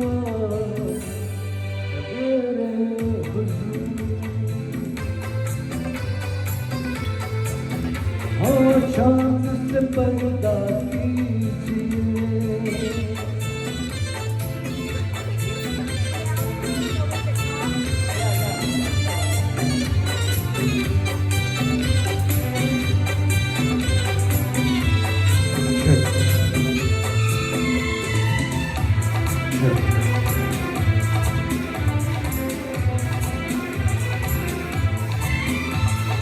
जुल्फों से उड़ी खुशबू प्यार की, होठों पे खिल गई कलियां बहार की, होठों पे खिल गई कलियां बहार की।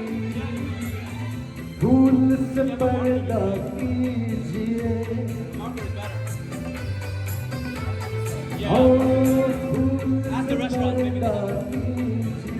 कहीं चुरा न ले चेहरे का नूर। मेरे हमनवा, मेरे हुजूर, मेरे हमनवा, मेरे हुजूर। हाँ चांद से पर्दा कीजिए।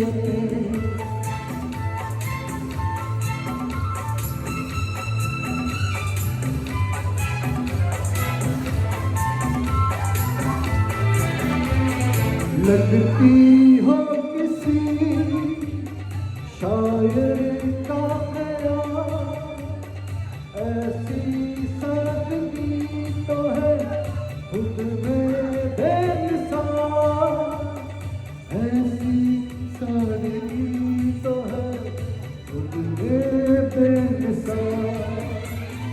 खुद से पर्दा कीजिए, हाँ खुद से पर्दा कीजिए, कहीं चुरा न ले चेहरे का नूर। मेरे हमनवा मेरे हुजूर, मेरे हमनवा मेरे हुजूर। हाँ चांद से पर्दा कीजिए,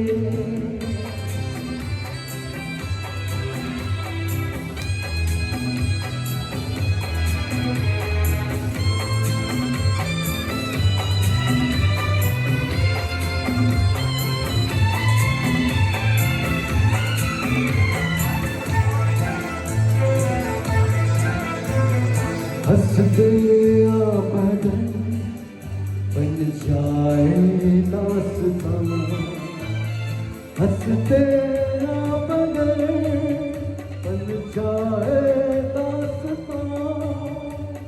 पलके जो झुकी गई झुक जाए आसमां, पलके जो झुकी गई झुक जाए आसमां।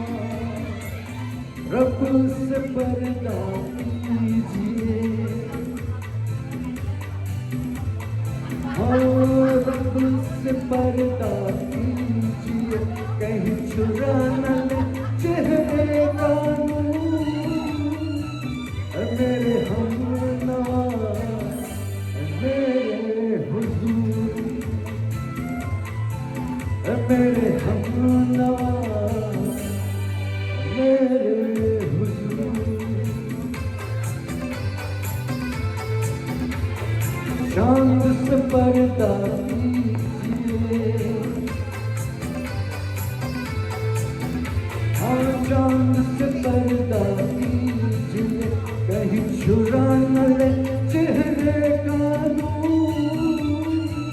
मेरे हमनवा मेरे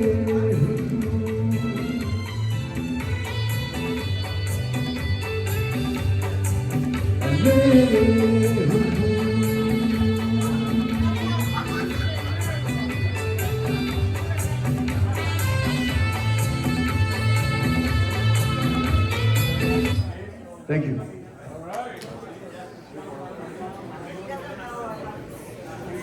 Okay, so I owe you guys a song. I want to sing you a song.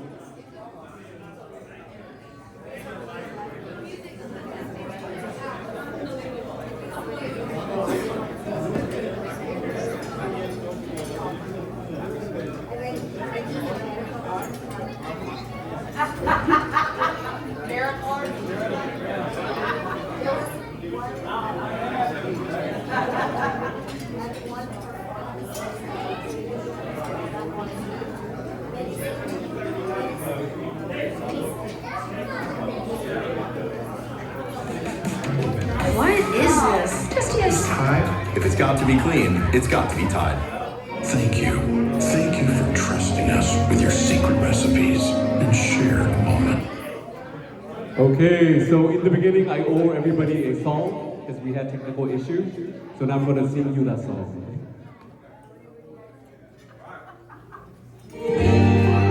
La la la la la la. La la la la.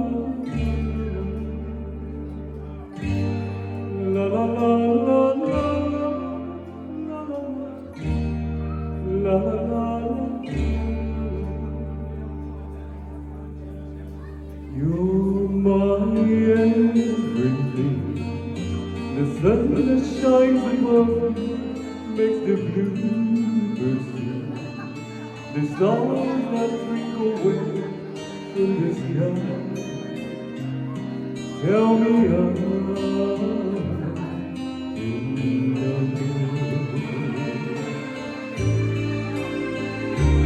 when I kiss your lips, I feel the rolling thunder to my fingertips, and all the while my head is in a spin, deep within. I'm in love. You're my everything, and nothing really matters but the love you bring. You're my everything. To see you in the morning with those big brown eyes. You're my everything. Forever and a day, I need you close to me.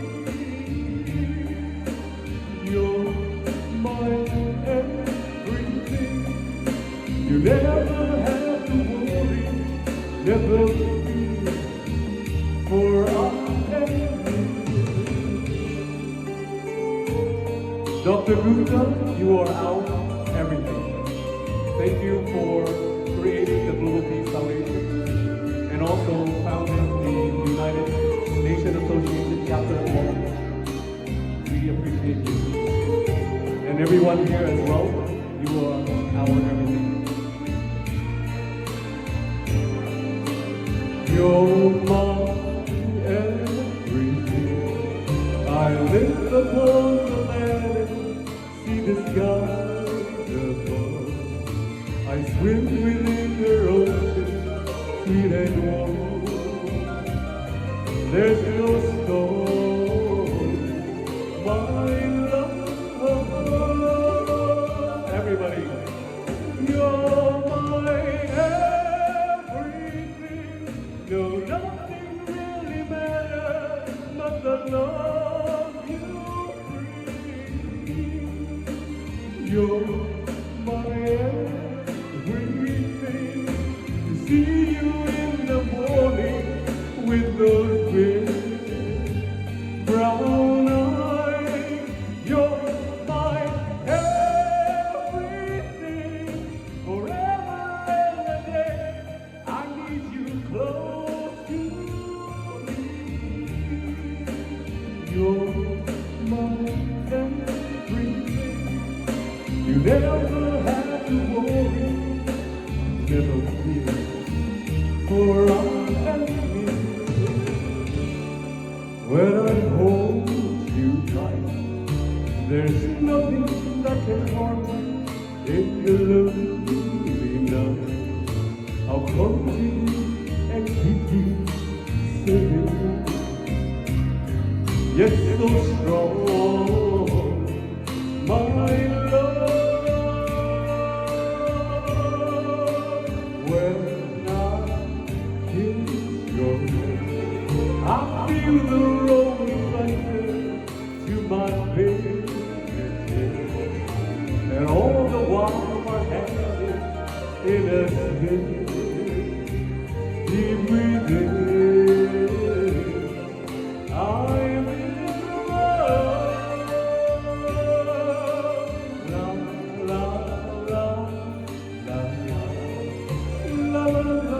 La la la la la la la la la la la la la. La la la la la la la la everybody. La la la la la la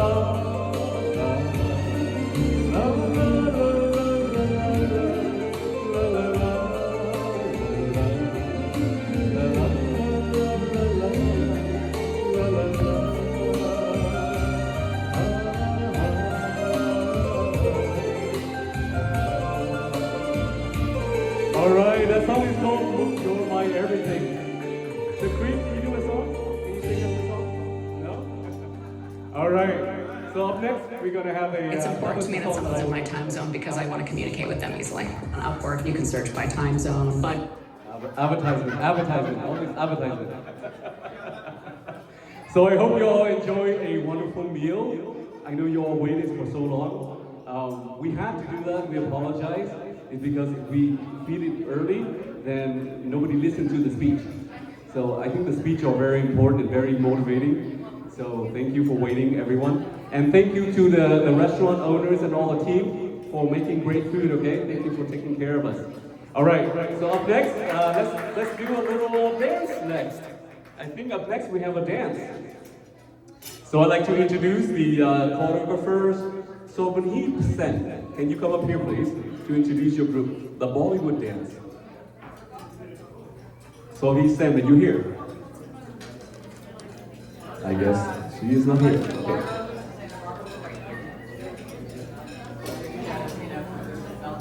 Okay, so how about we have a song by Rajesh Wari. Rajesh Wari, are you here? Rajesh? Are you ready for your song, Eddie? Rajesh Wari. Come up here. We'd like to hear your beautiful angelic voice. Can you help open this so we can use the music from here? We're gonna borrow your phone.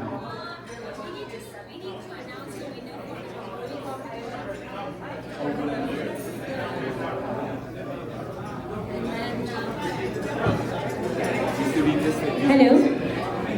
I just wanted to take a moment to announce the Rangoli competition winners.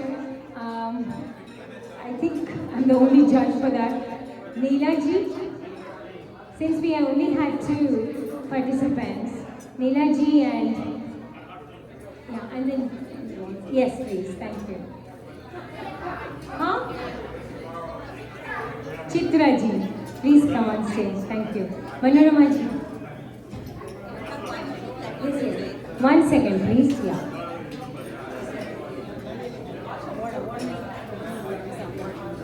Attention everyone, tomorrow at Gayatri Mandir we have Soul of Kashi. We have artists from India and we are going to have at the beginning like bhajans and then Jugulbandi with violin and tabla. And following that we have Bollywood. So it's at Gayatri Mandir tomorrow at 4:30. Please do come. It's only $15 includes dinner. So tomorrow at Gayatri Mandir in Anaheim. And Arvind Bhai is one of our conveners. Please, all of you come.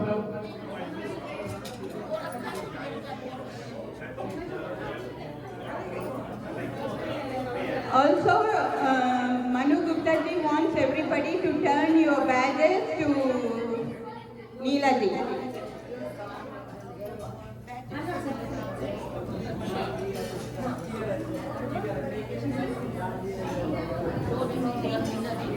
Ellen ji, you didn't give my chocolate. What happened? I need to give them with some gift. Where is my gift or where is my chocolate? I gave it all out. That's not fair. So, you better remember about so Chitra ji and Neela ji, thank you for participating, and we will be sending you a gift. We've run out of it. So thank you so much. That was wonderful actually. If anyone wants to see what they have done, it's on this table. Please take a look at it. Thank you.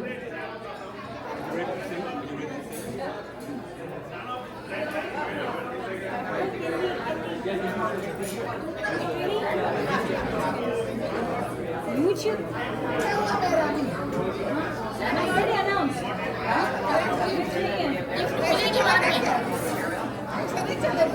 We'll send you the set. Okay.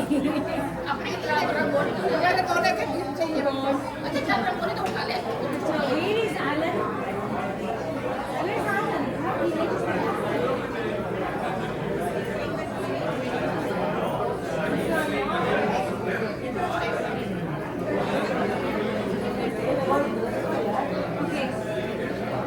That's the song that you like to sing. So we're going to have Garba as soon as you're done. dinner. We're going to start having Garba here in the front, please. Thank you. Priya, can you sing our song?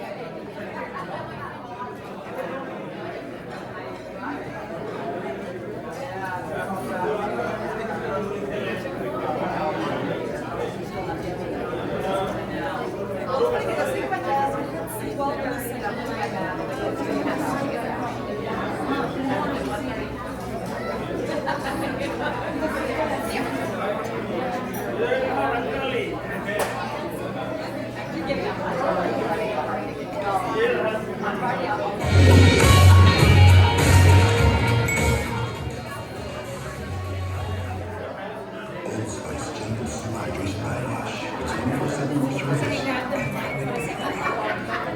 Hello. Can Sunila Shahji and Sureka ji come here, please? Sunila Shahji and Sureka Modi ji. Thank you.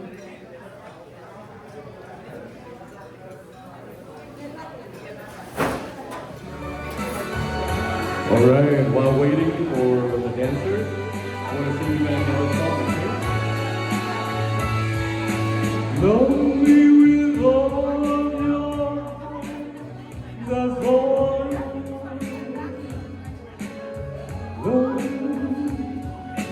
Love me with all of your, oh no.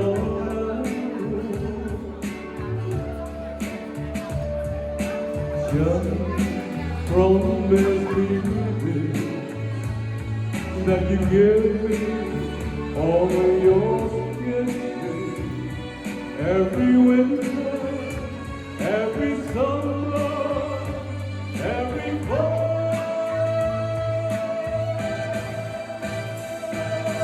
When we are far apart, always wanting.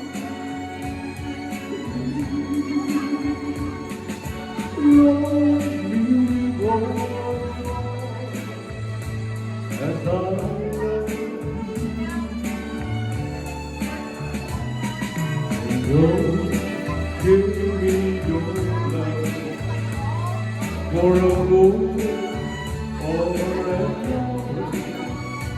Love me always as you love me from the start.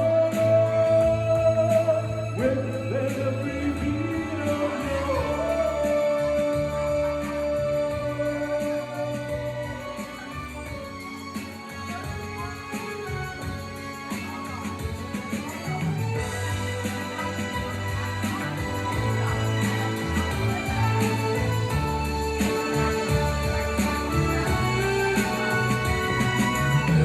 just from this weekend that you gave me all your kisses every winter, every summer, every fall.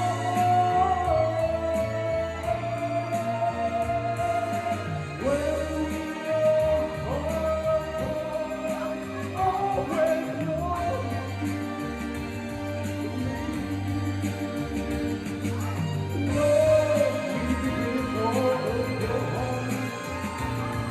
apart,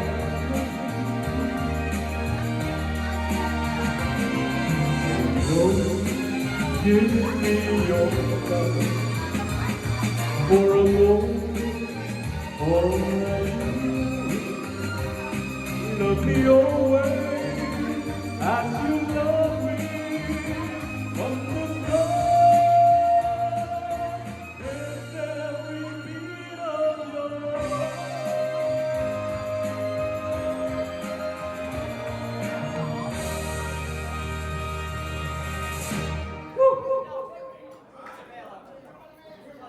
All right. Okay, where are my dancers? Are they ready? Dancer, are you ready? Okay, while waiting for the dancers and stuff, does anybody want to come up here and have a little speech?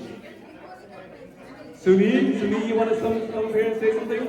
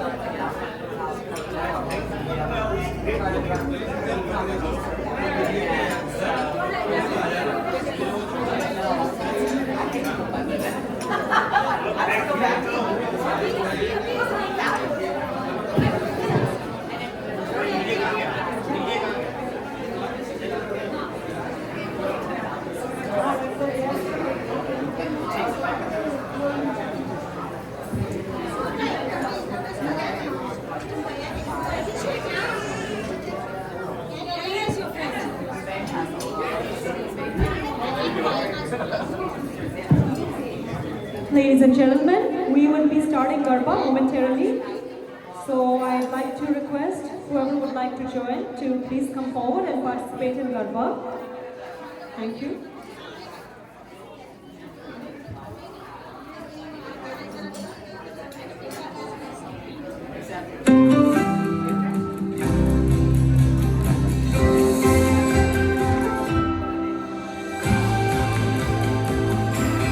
Start your day with Nature Made, the #1 pharmacist recommended vitamin and supplement brand.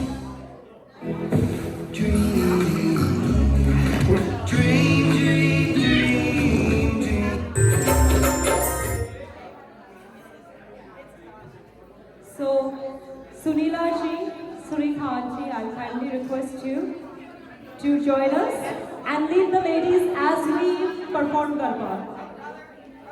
Whoever wishes to join, please feel free to join us.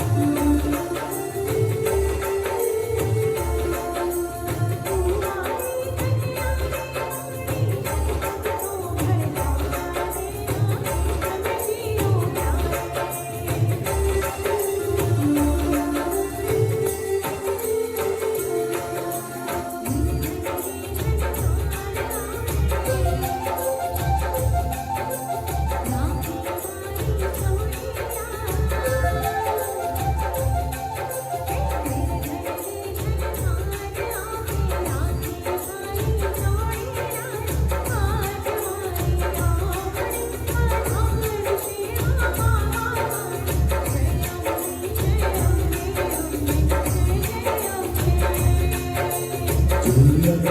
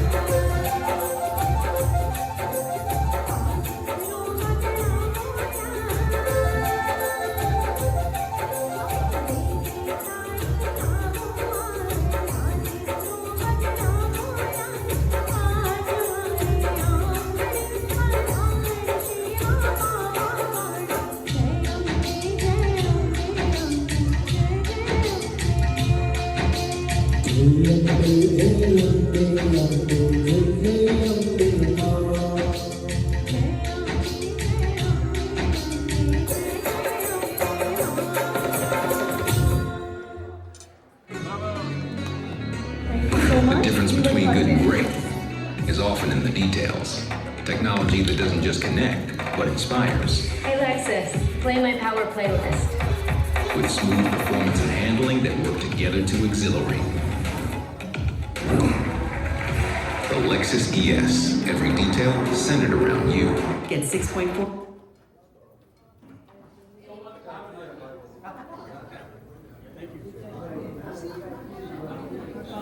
My studio is in Orange County. I live in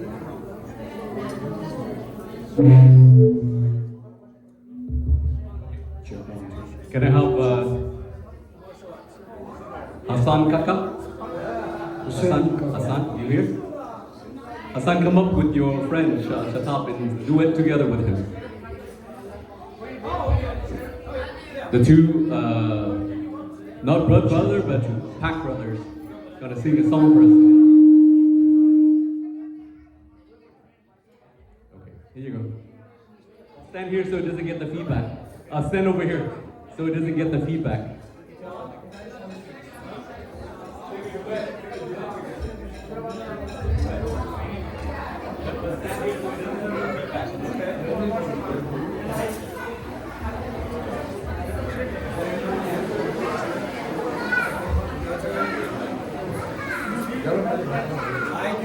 I do it a lot.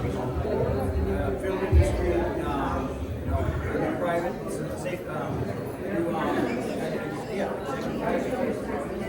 I mean, I've been 6 bodyguards with some celebrities.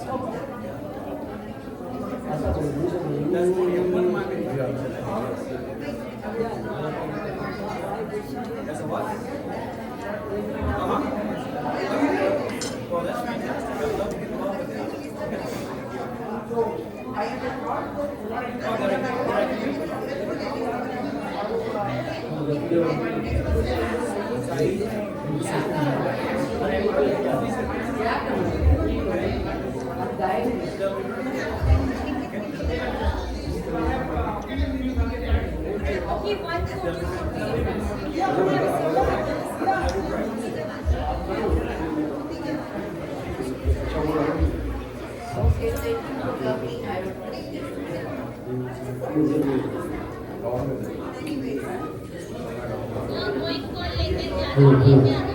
Check.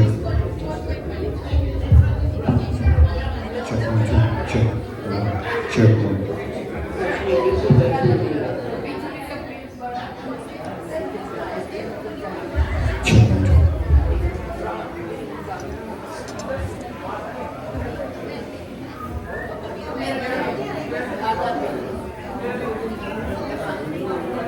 As always, you did a phenomenal job. Hey, always good to see you. You as well. Yeah. We can still catch up with you. We do. Yes.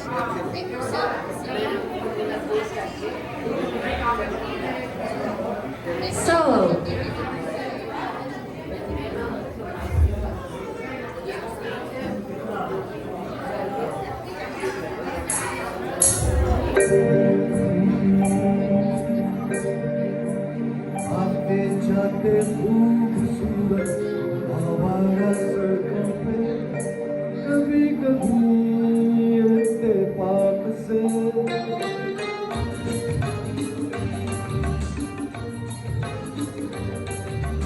आते जाते खूबसूरत आवारा सड़कों पे कभी कभी इत्तेफाक से कितने अनजान लोग मिल जाते हैं उनमें से कुछ लोग भूल जाते हैं कुछ याद रह जाते हैं उनमें से कुछ लोग भूल जाते हैं कुछ याद रह जाते हैं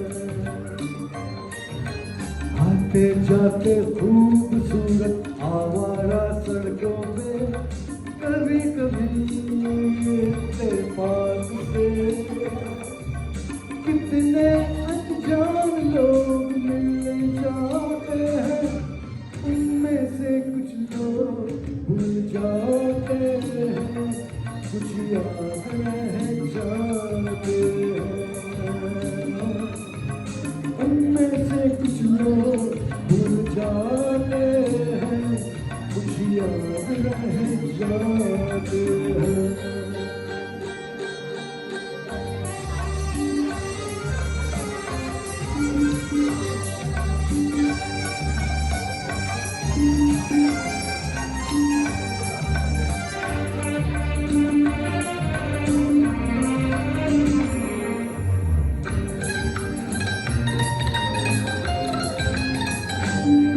आवाज की दुनिया के दोस्तों कल रात किसी जगह पहुंचो किस कदर ये हंसी ख्याल मिला है राह में एक रेशमी रुमाल मिला है किस कदर ये हंसी ख्याल मिला है राह में एक रेशमी रुमाल मिला है जो गिराया था किसी ने जान कर जिसका भूले जाए वो पहचान कर